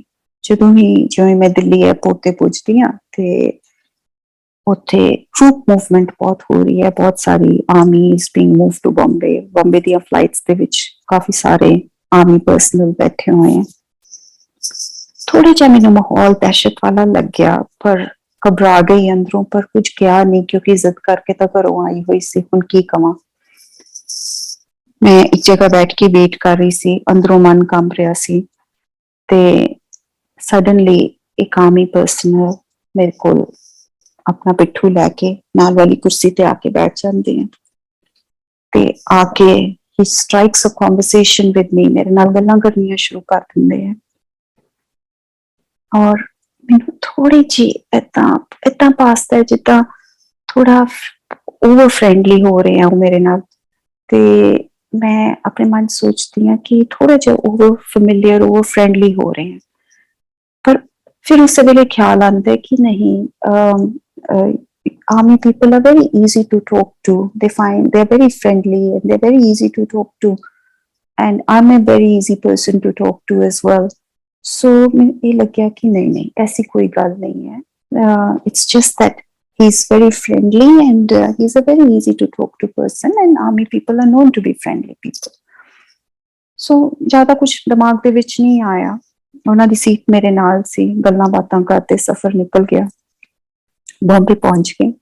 ਜਿਉਂ ਹੀ ਬੰਬੇ ਅਸੀਂ ਉਤਰੇ, ਮੈਨੂੰ ਕਾਰ ਲੈਣ ਆਈ ਹੋਈ ਸੀ ਜਿੱਥੇ ਉਹ ਹੀਲਿੰਗ ਵਰਕਸ਼ਾਪ ਸੀ, ਉਹਨਾਂ ਨੇ ਆਪਣੇ ਕੈਂਡੀਡੇਟਸ ਨੂੰ ਲੈਣ ਲਈ ਗੱਡੀਆਂ ਭੇਜੀਆਂ ਹੋਈਆਂ ਸੀ, ਕਾਰ ਲੈਣ ਆਈ ਹੋਈ ਸੀ। ਅਸੀਂ ਜਿਉਂ ਹੀ ਬੰਬੇ 에ਅਰਪੋਰਟ ਤੋਂ ਬਾਹਰ ਨਿਕਲੇ, ਦਹਿਸ਼ਤ ਦਾ ਮਾਹੌਲ ਸੀ ਪੂਰਾ। The silence in Bombay was eerie. ਬਿਲਕੁਲ ਏਦਾਂ ਦਿਲ ਬੈਠ ਰਿਹਾ ਸੀ ਉਹਨੂੰ ਦੇਖ ਕੇ। ਟਰੂਪ ਮੂਵਮੈਂਟ ਸੀ ਥੋੜੀ ਜਿਹੀ, ਬਟ ਇਟ ਵਾਜ਼ਨਟ ਕਿ ਤੁਸੀਂ ਮਤਲਬ ਕੰਫਰਟੇਬਲ ਫੀਲਿੰਗ ਨਹੀਂ ਸੀ ਉਸ ਮਾਹੌਲ ਦੇ ਵਿੱਚ। ਖੈਰ ਹੋਟਲ ਪਹੁੰਚੇ, ਉਹਨਾਂ ਦਾ ਇੱਕ ਉਹ ਜਿਹੜਾ ਸੈਂਟਰ ਜਿਹਾ ਹੁੰਦਾ, ਕਨਵੋਕੇਸ਼ਨ ਰੂਮ ਵਗੈਰਾ ਜਿਹੜਾ ਵੱਡਾ ਜਿਹਾ ਹੁੰਦਾ ਹਾਲ, ਮੈਂ ਸਿੱਧੀ ਉਹਦੇ ਵਿੱਚ ਗਈ। ਜੋ ਮੈਂ ਅੰਦਰ ਵੜਦੀ ਹਾਂ, ਕਿਸੇ ਨੇ ਮੇਰੇ ਲਈ ਦਰਵਾਜ਼ਾ ਖੋਲਿਆ ਤੇ ਉਹ ਮੈਨੂੰ ਕਹਿੰਦੇ ਹੈ, without knowing me at all, मैंने कहते आप मंदिर से आ रहे हो, आपसे तो इतनी खुशबू धूप पत्ती की आ रही है। मैं इतनी हैरान की गल कह रहे हैं, he doesn't know me, I've just entered the door and he's telling me कि आपसे अगरबत्ती की इतनी खुशबू आ रही है, गले में लग रही है, मेरे तो गले में लग रहा है। आप कहाँ से आए हो, आप मंदिर से आ रहे लग रहे हो। मैं कुछ नहीं बोली, मैं कि नहीं जी, मैं तो उदे इन्नी हक्की बक्की सी उस टाइम पे। सो मैं अंदर जाके बैठ गई, वर्कशॉप कैरिड ऑन। मैं जिन्नू मिला ਉਹੀ ਮੈਨੂੰ ਕਹੇ ਕਿ ਮੇਰੇ ਗਲੇ ਦੇ ਵਿੱਚ ਲੱਗ ਰਹੀ ਹੈ ਧੂਫ ਪੱਤੀ, ਤੁਸੀਂ ਮੰਦਿਰ ਤੋਂ ਹੋ ਕੇ ਆਏ ਹੋ। ਇਹ ਨਾ ਕੋਈ ਕਹੇ ਕਿ ਤੁਸੀਂ ਪਰਫਿਊਮ ਲਗਾਇਆ ਹੈ ਜਾਂ ਕੁਛ ਕੀਤਾ ਹੈ, ਜਾਂ you know how people normally say that what perfume are you wearing, but everybody kept saying आप मंदिर से आए हो, इतनी अगरबत्ती की खुशबू आ रही है, ऐसे लग रहा है हमारे गले में लग रही है। खैर वर्कशॉप ओवर हुई, मैं शाम की फ्लाइट ਲਈ एम्पायर स्टेट ड्राइवर लैन आया होया सी। सिद्धि गुरु जी कोल पहुंची। जो ही मैं अंदर वड़दी हाँ, गुरु जी महाराज बैठे हुए हैं कैबिनेट के ऊपर सज के, and we all remember that scene, how beautifully he would sit there, कई बारी चौंकड़ी मार के, कई बारी अपने पैर लटका के, ते गुरु जी दे चरण लटके हुए हैं और मैं दौड़ के जानी हाँ और गुरु जी के चरणों में टिक पैनी और जोर से किस करदी हाँ गुरु जी के चरण, और गुरु जी नूं कहनी हाँ और रोना शुरू कर दिंदी हाँ। पता नहीं की हुंदा है, रोना शुरू कर दिंदी हाँ ते Guru ji lets me cry, he gives me the solace कि तू रोना है, तू रो लै। 2-4 मिनट जो मैं रो लैनी, कहंदे हुण बस कर रोना। तो मैनूं ये दस, संदीप मिल गया सी तैनूं? ਉਹ ਜਿਹੜਾ ਆਰਮੀ ਪਰਸਨਲ ਸੀ ਜਿਹੜਾ ਮੇਰੇ ਨਾਲ ਬੈਠਾ ਹੋਇਆ ਸੀ, ਹੀ ਵਾਸ ਸੰਦੀਪ। ਉਹਦਾ ਨੇਮ ਟੈਗ ਲੱਗਿਆ ਹੋਇਆ ਸੀ Sandeep, and I am Sandeep, he was Sandeep. And Guruji said to me, Sandeep mil gaya si. And I looked at Guruji and I laughed and I cried. And Guruji gave me the most beautiful smile. And he says, Chal beh jaye the, Kamli ji, roi jati hai. So this was my Sandeep satsang. And one last satsang that I will again do, which just sort of ties in with this. Time ho raha hai, but I will just take a little time. ਜਦੋਂ ਗੁਰੂ ਜੀ ਨੇ ਚੋਲਾ ਛੱਡਿਆ ਉਸ ਤੋਂ ਬਾਅਦ ਮੈਂ 2009 ਦੇ ਵਿੱਚ ਮੈਂ ਆਸਟ੍ਰੇਲੀਆ 'ਚ ਸੀ। ਮੈਂ 2009 ਦੇ ਵਿੱਚ ਆਸਟ੍ਰੇਲੀਆ ਤੋਂ ਵਾਪਸ ਆਈ, ਬੜੇ ਮੰਦਿਰ ਗਈ, 2010 'ਚ ਆਈ, ਬੜੇ ਮੰਦਿਰ ਗਈ। ਔਰ ਉਸ ਤੋਂ ਬਾਅਦ ਕੁਦਰਤੀ ਕੁਝ ਏਦਾਂ ਦਾ ਹੋਇਆ ਕਿ ਨਾ ਤਾਂ ਪਤਾ ਲੱਗਿਆ ਕਿ ਕੋਈ ਸਤਸੰਗ ਹੋ ਰਹੇ ਹੈ, ਸੰਗਤ ਜੁੜ ਰਹੀ ਹੈ, ਨਹੀਂ ਜੁੜ ਰਹੀ, ਕੀ ਹੋ ਰਿਹਾ, ਕੁਝ ਵੀ ਪਤਾ ਨਹੀਂ ਲੱਗਿਆ। ਇੱਕ ਡਿਸਕਨੈਕਟ ਜਿਹਾ ਆ ਗਿਆ ਔਰ ਉਹ ਡਿਸਕਨੈਕਟ ਕਾਫੀ ਦੇਰ ਰਿਹਾ, ਜਦੋਂ ਤੱਕ ਮੈਨੂੰ ਗੁਰੂ ਜੀ ਦਾ ਇੱਕ ਡ੍ਰੀਮ ਨਹੀਂ ਆਇਆ, ਜਿਹੜਾ ਮੈਂ ਇੱਕ ਪਿਛਲੇ ਸਤਸੰਗ ਵਿੱਚ ਸ਼ੇਅਰ ਕੀਤਾ ਸੀਗਾ। ਵੇ ਗੁਰੂ ਜੀ ਆਸਕਡ ਮੀ ਕਿ ਜੇ ਤੂੰ ਨਹੀਂ ਆਏਂਗੀ ਤਾਂ ਆਪਣਾ ਹਿਸਾਬ ਕਿਤਾਬ ਮੇਰੇ ਨਾਲ ਕਰ ਲੈ ਤੇ ਤੂੰ ਜਾ। ਔਰ ਮੈਂ ਗੁਰੂ ਜੀ ਨੂੰ ਉਸ ਡ੍ਰੀਮ ਵਿੱਚ ਇਹੀ ਪੁੱਛ ਰਹੀ ਹਾਂ ਕਿ ਗੁਰੂ ਜੀ ਮੈਂ ਕਿੱਥੇ ਆਵਾਂ, ਮੈਨੂੰ ਨਹੀਂ ਸਮਝ ਲੱਗ ਰਹੀ ਮੈਂ ਕਿੱਥੇ ਆਵਾਂ, ਕਿਉਂਕਿ ਮੈਨੂੰ ਇਹ ਨਹੀਂ ਪਤਾ ਸੀ ਸਤਸੰਗ ਹੋ ਰਹੇ ਆ, ਬੜੇ ਮੰਦਿਰ ਵਿੱਚ ਸੰਗਤ ਹੁੰਦੀ ਹੈ, ਮੈਨੂੰ ਕੁਛ ਨਹੀਂ ਪਤਾ ਸੀ। ਮੈਂ ਸਿਡਨੀ ਦੇ ਵਿੱਚ ਸੀ ਆਪਣੀ ਬੇਟੀ ਦੇ ਕੋਲ। My daughter was working for the central bank in Sydney. ਤੇ ਪਤਾ ਨਹੀਂ ਉਸ ਡ੍ਰੀਮ ਤੋਂ ਬਾਅਦ ਏਦਾਂ ਗੁਰੂ ਜੀ ਦੇ ਸਤਸੰਗ YouTube ਤੇ ਸੁਣਨੇ ਸ਼ੁਰੂ ਕਰ ਦਿੱਤੇ। ਉਸ ਟਾਈਮ ਤੇ ਬੜੇ ਘੱਟ ਸਤਸੰਗ ਸੀ, ਇੰਨੇ ਨਹੀਂ ਸੀ ਜਿੰਨੇ ਅੱਜ ਹੈ। ਇੱਕ ਸਤਸੰਗ ਸੁਣਿਆ ਜਿਹਦੇ ਵਿੱਚ ਉਹ ਕਹਿੰਦੇ ਹੈ ਕਿ ਜੇ ਮੈਂ ਆਪਣੀ ਬੇਟੀ ਨੂੰ ਕਿਹਾ ਕਿ ਤੂੰ ਸਿਡਨੀ ਦੇ ਵਿੱਚ ਹੈਗਾ ਤੇ ਤੂੰ ਸਤਸੰਗ ਅਟੈਂਡ ਕਰਿਆ ਕਰ, ਸਿਡਨੀ ਵਿੱਚ ਸਤਸੰਗ ਹੁੰਦੇ ਹੈ। ਸੋ ਆਈ ਟੋਲਡ ਮਾਈ ਡਾਟਰ, ਸਵੇਰੇ ਸਵੇਰੇ ਦਾ ਟਾਈਮ ਸੀ, it was 7th of July, Guru ji ਦਾ ਬਰਥਡੇ। ਮੈਂ ਆਪਣੀ ਬੇਟੀ ਨੂੰ ਕਿਹਾ, ਮੈਂ ਕਿਹਾ ਬੱਚੇ ਅੱਜ ਗੁਰੂ ਜੀ ਦਾ ਬਰਥਡੇ ਹੈ ਔਰ ਮੈਂ ਸਤਸੰਗ ਸੁਣ ਰਹੀ ਹਾਂ, that means ਕਿ ਸਤਸੰਗ ਇੱਥੇ ਹੁੰਦੇ ਹੈ, we must find out ਕਿੱਥੇ ਹੁੰਦੇ ਹੈ। ਕਹਿੰਦੀ ਮਮਾ how are we going to find out now? ਮੈਂ ਹੁਣ ਕੰਮ ਤੇ ਜਾ ਰਹੀ ਹਾਂ, ਹੁਣ ਮੇਰੇ ਕੋਲ ਟਾਈਮ ਨਹੀਂ ਹੈਗਾ। ਮੈਂ ਕਿਹਾ ਕੋਈ ਨਾ, ਮੈਂ ਗੂਗਲ ਕਰਦੀ ਹਾਂ। ਮੈਂ ਗੂਗਲ ਕੀਤਾ, ਪਤਾ ਲੱਗਿਆ ਇੱਕ ਫੋਨ ਨੰਬਰ, ਮੈਂ I got my daughter to call upon that number, ਉਹਨਾਂ ਨੇ ਨਹੀਂ ਚੁੱਕਿਆ। ਉਹ ਕਹਿੰਦੀ, ਮੇਰੀ ਬੇਟੀ ਮੈਨੂੰ ਕਹਿੰਦੀ ਕਿ ਮਮਾ ਅੱਜ ਮੇਰਾ ਬਹੁਤ ਬਿਜ਼ੀ ਡੇ ਐਟ ਵਰਕ ਹੈ, ਅੱਜ ਮੇਰੀ ਫੋਰਕਾਸਟਿੰਗ ਹੈ। ਫੋਰਕਾਸਟਿੰਗ ਵਾਸ ਅ ਟਾਈਮ ਜਿਹੜੀ 3 ਮਹੀਨਿਆਂ ਦੇ ਵਿੱਚ ਇੱਕ ਵਾਰੀ ਹੁੰਦੀ ਸੀ ਔਰ ਉਸ ਦਿਨ that was the only time ਉਹ ਲੇਟ ਹੁੰਦੀ ਸੀ ਕੰਮ ਤੋਂ, ਅਦਰਵਾਈਜ਼ ਉਹ ਕੰਮ ਤੋਂ ਕਦੇ ਲੇਟ ਨਹੀਂ ਸੀ ਹੁੰਦੀ। ਉਹ ਕਹਿੰਦੀ ਮੈਨੂੰ ਰਾਤ ਦੇ 10 ਵਜਣ, 10:30 ਵਜਣ, ਤੁਸੀਂ ਕੀ ਕਰ ਰਹੇ ਹੋ, ਸਾਡੇ ਤੋਂ ਨਹੀਂ ਜਾਇਆ ਜਾਣਾ। And I said to her, no, you find out ਕਿ ਸਤਸੰਗ ਕਿੱਥੇ ਹੋ ਰਿਹਾ ਹੈ। One thing led to the other. I will keep it short. I know I'm aware of the time. One thing led to the other. ਸਾਨੂੰ ਇਹ ਪਤਾ ਲੱਗ ਗਿਆ ਕਿ ਉਹ ਸਤਸੰਗ ਕਿੱਥੇ ਹੋ ਰਹੇ ਹੈ। ਪਰ ਜਿਸ ਜਗ੍ਹਾ ਤੇ ਸਤਸੰਗ ਹੋ ਰਹੇ ਸੀ, that was the other end of the city. ਉਸ ਜਿੱਥੇ ਅਸੀਂ ਰਹਿ ਰਹੇ ਸੀ ਉੱਥੋਂ ਘੱਟੋ ਘੱਟ 60 ਕਿਲੋਮੀਟਰ ਦੂਰ ਸੀ ਔਰ ਉਹ ਕੋਈ ਇਹੋ ਜਿਹਾ ਏਰੀਆ ਨਹੀਂ ਸੀ ਜਿੱਥੇ one would feel very safe going at that time. ਜੁਲਾਈ ਦੇ ਵਿੱਚ ਆਸਟ੍ਰੇਲੀਆ ਦੇ ਵਿੱਚ ਠੰਡ ਹੁੰਦੀ ਹੈ, ਸਰਦੀ ਹੁੰਦੀ ਹੈ, ਹਨੇਰਾ ਛੇਤੀ ਪੈ ਜਾਂਦਾ। And my daughter calls me up and she says to me ਕਿ ਮੰਮੀ first of all ਮੈਂ 10 ਵਜੇ ਤੋਂ ਪਹਿਲਾਂ ਫ੍ਰੀ ਨਹੀਂ ਹੋਣਾ, ਜੇ ਮੈਂ ਫ੍ਰੀ ਹੋ ਜਾਊਂਗੀ ਉੱਥੇ ਜਾਏਗਾ ਕੌਣ। ਉਸ ਤੋਂ ਇੱਕ ਦਿਨ ਪਹਿਲਾਂ ਸਾਡੀ ਗੱਡੀ ਦਾ ਟਾਇਰ ਇੱਕ ਸਾਈਡ ਤੋਂ ਕਾਰਨਰ ਉਹਦਾ ਫਟ ਗਿਆ ਸੀ ਔਰ ਮੈਂ ਹਜੇ ਰਿਪਲੇਸ ਨਹੀਂ ਕਰਾਇਆ ਸੀ। ਕਹਿੰਦੀ ਅਸੀਂ ਆਪਣੀ ਕਾਰ ਲੈ ਕੇ ਨਹੀਂ ਜਾ ਸਕਦੇ ਔਰ ਪਬਲਿਕ ਟਰਾਂਸਪੋਰਟ ਲੈ ਕੇ ਅਸੀਂ ਇੰਨੀ ਦੂਰ ਨਹੀਂ ਜਾਵਾਂਗੇ ਕਿਉਂਕਿ ਅਸੀਂ ਰਾਤ ਨੂੰ ਵਾਪਸ ਆਣਾ ਹੈ। So you better cancel this program. I don't think it will work out. But I kept saying no Zoya, it will work out. ਇਹ ਗੁਰੂ ਜੀ ਦੀ calling ਹੈ, ਉਹ ਸਾਨੂੰ ਬੁਲਾ ਰਹੇ, ਆਪਾਂ ਚੱਲਦੇ ਹਾਂ। It got to a point, ਮੈਂ ਸਿਟੀ ਪਹੁੰਚੀ। ਜਿਵੇਂ ਮੈਂ ਸਿਟੀ 4:30 ਵਜੇ ਪਹੁੰਚੀ, ਮੈਨੂੰ ਕਿਹਾ ਮੈਂ 4:30 ਵਜੇ ਪਹੁੰਚ ਜਾਊਂਗੀ, ਤੂੰ ਜੇ 9 ਵਜੇ ਫ੍ਰੀ ਹੋਏਂਗੀ ਰਾਤੀ ਅਸੀਂ 9 ਵਜੇ ਚਲੇ ਜਾਵਾਂਗੇ। ਇਹ ਤਾਂ ਮੈਨੂੰ ਕਾਲ ਆਂਦੀ ਹੈ ਕਿ ਮਾਮਾ ਮੇਰੀ ਬੌਸ ਨੇ ਕਿਹਾ ਹੈ ਹੁਣ ਜੋ ਵੀ ਹੋਏਗਾ ਆਪਾਂ ਕੱਲ ਨੂੰ ਦੇਖਾਂਗੇ, ਹੁਣ ਛੁੱਟੀ ਹੈ। So between 4:15 and 4:30 she was free. ਅਸੀਂ ਜਿਵੇਂ ਹੀ ਸਟੇਸ਼ਨ ਤੇ ਜਾਂਦੇ ਹਾਂ, ਏਦਾਂ ਲੱਗਦਾ ਹੈ ਕਿ ਇੱਕ ਟ੍ਰੇਨ ਆਈ ਹੈ ਜਿਹੜੀ ਸਪੈਸ਼ਲੀ ਕਿਤੇ ਦੂਰ ਵੇਟ ਕਰ ਰਹੀ ਸੀ, ਔਰ ਉਹਨੇ ਜਿਉਂ ਹੀ ਦੇਖਿਆ ਕਿ ਅਸੀਂ ਦੋਨੋਂ ਪਲੇਟਫਾਰਮ ਤੇ ਆ ਗਏ ਹਾਂ ਤੇ ਉਹ ਟ੍ਰੇਨ ਆ ਕੇ ਸਾਡੇ ਅੱਗੇ ਖੜੀ ਹੋ ਗਈ ਹੈ। ਅਸੀਂ ਉਸ ਟ੍ਰੇਨ 'ਚ ਬੈਠਦੇ ਹਾਂ, ਉਹਦੇ ਵਿੱਚ ਇੰਨੀ ਗੁਰੂ ਜੀ ਦੀ ਖੁਸ਼ਬੂ, I am not the one ਜਿਹਨੂੰ ਗੁਰੂ ਜੀ ਦੀ ਖੁਸ਼ਬੂ ਹਰ ਰੋਜ਼ ਆਉਂਦੀ ਹੈ।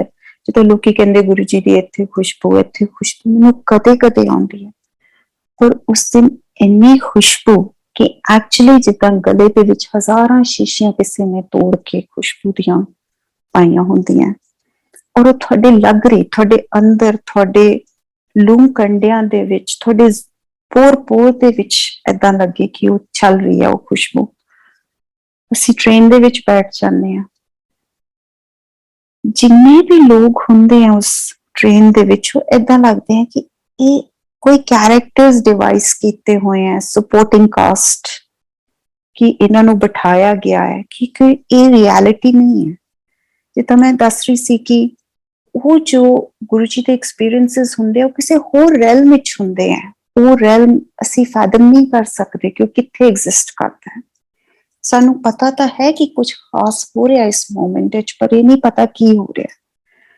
ਮੈਂ ਸਵੇਰ ਨੂੰ ਕਹਿ ਰਹੀ ਹਾਂ ਇਹ ਸਾਰੇ ਏਦਾਂ ਨਹੀਂ ਲੱਗ ਰਹੇ ਤੈਨੂੰ ਕਿ ਕ੍ਰੀਏਟ ਕੀਤੇ ਹੋਏ ਆ, ਔਰ ਟ੍ਰੇਨ ਏਦਾਂ ਲੱਗ ਰਿਹਾ ਜਿੱਦਾਂ ਹਵਾ ਦੇ ਵਿੱਚ ਚੱਲ ਰਹੀ ਹੈ, ਉੱਡਦੀ ਜਾ ਰਹੀ ਹੈ, ਇਸ ਤਰ੍ਹਾਂ ਫੀਲਿੰਗ ਹੋ ਰਹੀ ਹੈ। ਇੱਕ ਲੇਡੀ ਸਾਡੇ ਸਾਹਮਣੇ ਬੈਠੀ ਪਾਠ ਕਰ ਰਹੀ ਹੈ, ਔਰ ਖੁਸ਼ਬੂ ਦੀਆਂ ਲਪਟਾਂ। ਖੈਰ ਟਾਈਮ ਨਾਲ ਅਸੀਂ ਸਟੇਸ਼ਨ ਤੇ ਪਹੁੰਚ ਜਾਂਦੇ ਹਾਂ। My daughter tells me, she says to me, mama ਇੱਥੇ ਸਾਨੂੰ ਟੈਕਸੀ ਨਹੀਂ ਮਿਲੇਗੀ, it's not one of those areas ਜਿੱਥੇ ਟੈਕਸੀ ਮਿਲੇਗੀ, so we will have to wait for the public transport, ਤੇ ਫਿਰ ਆਪਾਂ ਉਹਦੇ ਤੇ ਚੱਲਾਂਗੇ। ਮੈਂ ਕਿਹਾ ਚਲੋ ਕੋਈ ਗੱਲ ਨਹੀਂ, ਪਰ ਆਪਾਂ ਪਹੁੰਚਾਂਗੇ ਸਹੀ ਜ਼ਰੂਰ। ਜਿਉਂ ਹੀ ਅਸੀਂ ਟ੍ਰੇਨ ਤੋਂ ਸਟੇਸ਼ਨ ਤੇ ਉਤਰੇ, ਉੱਥੇ ਦਾ ਜਿਹੜਾ ਮਾਹੌਲ ਸੀ ਉਸ ਏਰੀਆ ਦਾ, ਮੈਂ ਸਿਡਨੀ ਵਿੱਚ ਉਹੋ ਜਿਹਾ ਮਾਹੌਲ ਨਹੀਂ ਦੇਖਿਆ ਸੀ। ਮੈਨੂੰ ਡਰ ਲੱਗਿਆ ਥੋੜਾ ਜਿਹਾ, ਔਰ ਮੈਨੂੰ ਇੱਕ ਵਾਰੀ ਏਦਾਂ ਵੀ ਲੱਗਿਆ ਕਿ ਮੇਰੇ ਹਸਬੈਂਡ ਕੀ ਕਹਿਣਗੇ, ਤੂੰ ਕਿੱਥੇ ਬੇਟੀ ਨੂੰ ਲੈ ਕੇ ਅੱਧੀ ਰਾਤ ਨੂੰ ਕਿੱਥੇ ਤੁਰੀ ਫਿਰਦੀ ਸੀ। ਤੇ ਮਨ ਇੱਕਦਮ ਘਬਰਾਇਆ। ਮੈਨੂੰ ਕਹਿੰਦੀ ਮੈਂ ਚੈੱਕ ਕਰਾਂ, ਸ਼ਾਇਦ ਕੋਈ ਟੈਕਸੀ ਮਿਲੇ ਜਾਏ। ਮੈਂ ਕਿਹਾ ਕਰੋ। ਜਦੋਂ ਇਹਨੇ ਚੈੱਕ ਕੀਤਾ, ਇੱਕ ਟੈਕਸੀ ਕੋਈ ਪਤਾ ਨਹੀਂ 10 ਮਿੰਟ ਤੇ ਕਿ ਕਿੰਨੇ ਮਿੰਟ ਤੇ ਸੀਗੀ। ਮੈਨੂੰ ਕਹਿੰਦੀ ਮਾਮਾ ਲੈ ਲਾਂ। ਮੈਂ ਕਿਹਾ ਬੱਚੇ ਇਹ ਵੀ ਨਹੀਂ ਮੈਨੂੰ ਪਤਾ ਵੀ ਇਸ ਏਰੀਆ ਦੇ ਵਿੱਚ ਟੈਕਸੀ ਵੀ ਲੈਣੀ ਇੱਥੇ ਸੇਫ ਹੈ ਕਿ ਨਹੀਂ, ਪਰ ਗੁਰੂ ਜੀ ਦਾ ਨਾਮ ਲਓ, ਲੈ ਲਓ। ਇਹਨੇ ਜਿਉਂ ਹੀ ਗੈਟ ਦਬਾਇਆ ਔਨ ਹਰ ਫੋਨ, ਏਦਾਂ ਲੱਗਿਆ ਕਿ ਇੱਕ ਪਰਦਾ ਉੱਠਿਆ, ਇੱਕ ਇਲੂਜ਼ਨ ਦਾ ਪਰਦਾ ਉੱਠਿਆ, ਔਰ ਉਹ ਟੈਕਸੀ ਸਾਡੇ ਸਾਹਮਣੇ ਖੜੀ ਹੈ, ਬਲੈਕ ਮਰਸੀਡੀਜ਼। ਤੁਸੀਂ ਬਿਲੀਵ ਕਰੋ ਸੰਗਤ ਜੀ, it took a split second ਕਿ ਪਰਦਾ ਉੱਠਿਆ ਔਰ ਉਹ ਟੈਕਸੀ ਸਾਹਮਣੇ, ਬਲੈਕ ਮਰਸੀਡੀਜ਼, ਬੋਲਡ ਆਦਮੀ ਜਿਹਦੇ ਸਿਰ ਤੇ ਬਾਲ ਨਹੀਂ ਹੈਗੇ ਅੰਦਰ ਬੈਠਾ ਹੈ। ਕਹਿੰਦਾ ਜੰਪ ਇਨ ਲੇਡੀਜ਼, ਔਰ ਅਸੀਂ ਅੰਦਰ ਬੈਠ ਜਾਂਦੇ ਹਾਂ। ਜਦੋਂ ਅਸੀਂ ਅੰਦਰ ਬੈਠਦੇ ਹਾਂ, ਉਹਦਾ ਜਿਹੜਾ ਕਾਰਡ ਹੈ, ਉਹਦੀ ਜਿਹੜੀ ਸਕਰੀਨ ਹੈ, ਉਹਦੇ ਤੇ ਉਹਦਾ ਨਾਮ ਕੀ ਸੀ, ਸੰਦੀਪ। ਮੈਨੂੰ ਪਤਾ ਲੱਗ ਗਿਆ ਕਿ ਗੁਰੂ ਜੀ ਆਪ ਆ ਗਏ। The ride from the station to the venue, ਇੰਜ ਸੀ ਕਿ ਇਹ ਬੋਡੀ ਨਹੀਂ ਹੈ, ਸਿਰਫ ਲੂ ਕੰਡੇ ਹੈ। ਸਭ ਕੁਝ ਰੇਜ਼ਾ ਰੇਜ਼ਾ ਹੋ ਰਿਹਾ ਸੀ, ਕਿਉਂਕਿ ਮੈਨੂੰ ਪਤਾ ਲੱਗ ਰਿਹਾ ਸੀ, ਸਾਨੂੰ ਦੋਨਾਂ ਨੂੰ ਪਤਾ ਲੱਗ ਰਿਹਾ ਸੀ। There was pin drop silence in the car, ਔਰ ਸਾਨੂੰ ਦੋਨਾਂ ਨੂੰ ਪਤਾ ਲੱਗ ਰਿਹਾ ਸੀ ਕਿ ਅੱਜ ਕੁਝ ਖਾਸ ਹੋ ਰਿਹਾ। ਉਹ ਸਾਨੂੰ ਪਹਿਲਾਂ ਇੱਕ ਪਾਸਿਓਂ ਲੈ ਕੇ ਗਿਆ, ਸਾਨੂੰ ਉਤਾਰਨ ਲੱਗਾ ਉੱਥੇ, ਫਿਰ ਕਹਿੰਦਾ ਨਹੀਂ ਇੱਥੇ ਸੇਫ ਨਹੀਂ ਹੈਗਾ ਤੁਹਾਨੂੰ ਉਤਾਰਨਾ। ਉਹਨੇ ਇੱਕ ਗਲਤ ਟਰਨ ਲਿਆ, ਉਹ ਫਿਰ ਸਾਨੂੰ ਅੰਦਰ ਲੈ ਕੇ ਗਿਆ, ਸਾਨੂੰ ਉਸ ਡੋਰ ਅੱਗੇ ਡ੍ਰੌਪ ਕੀਤਾ। ਕਹਿੰਦਾ ਹੈਵ ਫਨ ਲੇਡੀਜ਼ ਕਹਿ ਕੇ ਜਿਉਂ ਹੀ ਉਹਨੇ ਗੱਡੀ ਮੋੜੀ, 1 ਮਿੰਟ ਵਿੱਚ ਸਾਨੂੰ ਪਤਾ ਨਹੀਂ ਲੱਗਿਆ ਕਿ ਉਹ ਗੱਡੀ ਕਿੱਥੇ ਚਲੀ ਗਈ। ਪਿੱਛੇ ਮੁੜ ਕੇ ਦੇਖਿਆ, ਨਾ ਗੱਡੀ, ਨਾ ਕੋਈ ਨਾਮ ਨਿਸ਼ਾਨ ਕਿਸੇ ਚੀਜ਼ ਦਾ। ਅਸੀਂ ਅੰਦਰ ਗਏ, ਜਿਉਂ ਹੀ ਅੰਦਰ ਵੜੇ, ਗੁਰੂ ਜੀ ਦਾ ਆਸਨ ਮੈਂ ਪਹਿਲੀ ਵਾਰੀ ਖਾਲੀ ਦੇਖਿਆ ਸੀ ਉਦੋਂ। ਇੰਨੇ ਸਾਲ, ਐਵਰ ਸਿੰਸ ਗੁਰੂ ਜੀ ਨੇ ਚੋਲਾ ਛੱਡਿਆ ਸੀ, मैं गुरु जी का आसन कदे खाली नहीं सी देखा, ना ही कदे मेरी बेटी ने देखा सी। अंदर पढ़दਿਆਂ सार सब कुछ जिवें एकदम टह पिया। That was the first time I really grieved, क्योंकि उस टाइम ते जदों गुरु जी ने चोला छड्डिया सी उदों असीं बाहर से नहीं आए उस टाइम ते। We never got a chance to grieve for our Guru Pita. But that was the moment of our grieving. ਅਸੀਂ ਦੋਨੋਂ ਭੁੱਬਾਂ ਮਾਰ ਮਾਰ ਕੇ ਰੋਈਆਂ। ਸਾਨੂੰ ਸਮਝ ਨਾ ਆਏ, ਸੁਬਕ ਸੁਬਕ ਕੇ ਸੀ ਰੋਈਆਂ। She wears glasses, I wear glasses, ਸਾਡੀਆਂ ਐਨਕਾਂ ਭਰੀਆਂ ਹੋਈਆਂ ਪਾਣੀ ਦੇ ਨਾਲ। ਸਾਨੂੰ ਸਮਝ ਨਾ ਆਵੇ, ਨਜ਼ਰ ਕੁਛ ਆਵੇ ਨਾ। ਔਰ ਲੋਕੀ ਸੋਚਣ ਕਿ ਇਹ ਦੋਨੋਂ ਕੌਣ ਆਈਆਂ, ਪਹਿਲੀ ਵਾਰੀ ਆਈਆਂ ਸੰਗਤ ਦੇ ਵਿੱਚ ਔਰ ਏਦਾਂ ਰੋਂਦੀਆਂ ਹੋਈਆਂ ਆ ਰਹੀਆਂ। ਔਰ ਜਿਉਂ ਹੀ ਜਾ ਕੇ ਮੱਥਾ ਟੇਕਿਆ, ਗੁਰੂ ਜੀ ਦੀ ਆਵਾਜ਼ ਆਈ, ਸੰਦੀਪ ਮਿਲ ਗਿਆ ਸੀ। ਔਰ ਉਸੇ ਟਾਈਮ ਉੱਪਰੋਂ ਗੁਰੂ ਜੀ ਦੇ ਉੱਪਰ ਉਹਨਾਂ ਨੇ ਇੱਕ ਫੁੱਲਾਂ ਦੀ ਕੈਨਪੀ ਬਣਾਈ ਹੋਈ ਸੀ, ਉਹਦੇ ਵਿੱਚੋਂ ਇੱਕ ਫੁੱਲ ਗਿਰਿਆ ਗੁਰੂ ਜੀ ਦੀ ਗੱਦੀ ਤੇ ਆ ਕੇ। ਇਹ ਮੈਨੂੰ ਬਾਅਦ ਵਿੱਚ ਸੰਗਤ ਨੇ ਦੱਸਿਆ। ਸੋ ਗੁਰੂ ਜੀ ਦੇ ਨਾਲ ਸੰਗਤ ਜੀ ਹਰ ਮੋਮੈਂਟ ਇੱਕ ਸਤਸੰਗ ਹੈ। every single moment is a satsang with Guru Ji। ਔਰ ਜਿੱਦਾਂ ਕਿ ਮੈਂ ਕਿਹਾ ਕਿ ਉਹ ਇਹ ਨਹੀਂ ਕਿ ਅੱਜ ਅਸੀਂ ਹਰ ਸਤਸੰਗ ਨੂੰ ਇਹ ਕਹਿੰਦੇ ਆ ਵੀ ਬਲੈਸਿੰਗ ਹੈ, ਆ ਵੀ ਬਲੈਸਿੰਗ ਹੈ, ਆ ਵੀ ਬਲੈਸਿੰਗ ਹੈ, ਪਰ ਗੁਰੂ ਜੀ ਇੱਕ ਲੜੀ ਬਣਾਉਂਦੇ ਹੈ, ਉਹਨੂੰ ਉਹਦਾ ਇੱਕ ਡਿਜ਼ਾਈਨ ਬਣਾਉਂਦੇ, ਇੱਕ ਟੈਪਿਸਟਰੀ ਬਣਾ ਕੇ ਤੁਹਾਨੂੰ ਦਿਖਾਉਂਦੇ ਹੈ ਕਿ ਹਰ ਚੀਜ਼ ਸਾਡੀ ਲਾਈਫ ਦੇ ਵਿੱਚ, ਹਰ ਐਕਸਪੀਰੀਅੰਸ ਜਦੋਂ ਸਾਨੂੰ ਦਿੰਦੇ ਆ ਉਹ ਕਿੰਨਾ ਕਨੈਕਟਡ ਐਕਸਪੀਰੀਅੰਸ ਹੁੰਦਾ ਹੈ to us, to our life, to our individual journey. So ਸਾਡਾ ਫਰਜ਼ ਤਾਂ ਸਿਰਫ ਇੰਨਾ ਹੀ ਹੈ ਕਿ ਅਸੀਂ ਸ਼ੁਕਰ ਕਰੀਏ, ਗੁਰੂ ਜੀ ਦੀ ਟੇਕ ਵਿੱਚ ਰਹੀਏ। ਸਮੇਂ ਭਿਆਨਕ ਨੇ, ਇਹਨਾਂ ਸਮਿਆਂ ਵਿੱਚ ਗੁਰੂ ਜੀ ਜੇ ਸਿਰਫ ਸਾਨੂੰ ਕੇਵਲ ਤੇ ਕੇਵਲ ਆਪਣੇ ਸਤਸੰਗ ਦੇ ਦਰਸ਼ਨ ਦੇ ਦਿਆ ਕਰਨ ਤੇ ਉਹਨਾਂ ਹੀ ਗੁਰੂ ਮਹਾਰਾਜ ਦਾ ਲੱਖ ਸ਼ੁਕਰਾਨਾ ਹੈ। ਗੁਰੂ ਪਿਆਰ ਵਿੱਚ ਭਿੱਜੇ ਰਹੀਏ, ਗੁਰੂ ਜੀ ਇੰਨੀ ਕੁ ਨੇੜਤਾ ਬਸ ਦੇ ਦੇਣ, ਇੰਨੀ ਬਖਸ਼ਿਸ਼ ਕਾਫੀ ਹੋਏਗੀ। ਸਹੀ ਕਹਿੰਦੇ ਹੋਏ ਮੈਂ ਸਤਸੰਗ ਨੂੰ ਹੁਣ ਬਤਾ ਦਿੰਦੀ ਹਾਂ। ਗੁਰੂ ਜੀ ਮੇਰ ਵਿੱਚ ਲੈ ਲਵੋ ਸਾਨੂੰ ਸਭ ਨੂੰ, ਸਿਦਕ ਤੇ ਸੁਰਤ ਦੀ ਡੋਰ ਸਾਰੀ ਸੰਗਤ ਦੇ ਆਪਣੇ ਹੱਥਾਂ ਵਿੱਚ ਰੱਖੋ, ਉੱਚੀ ਰੱਖੋ ਤੇ ਸੁੱਚੀ ਰੱਖੋ। ਜੈ ਗੁਰੂ ਜੀ।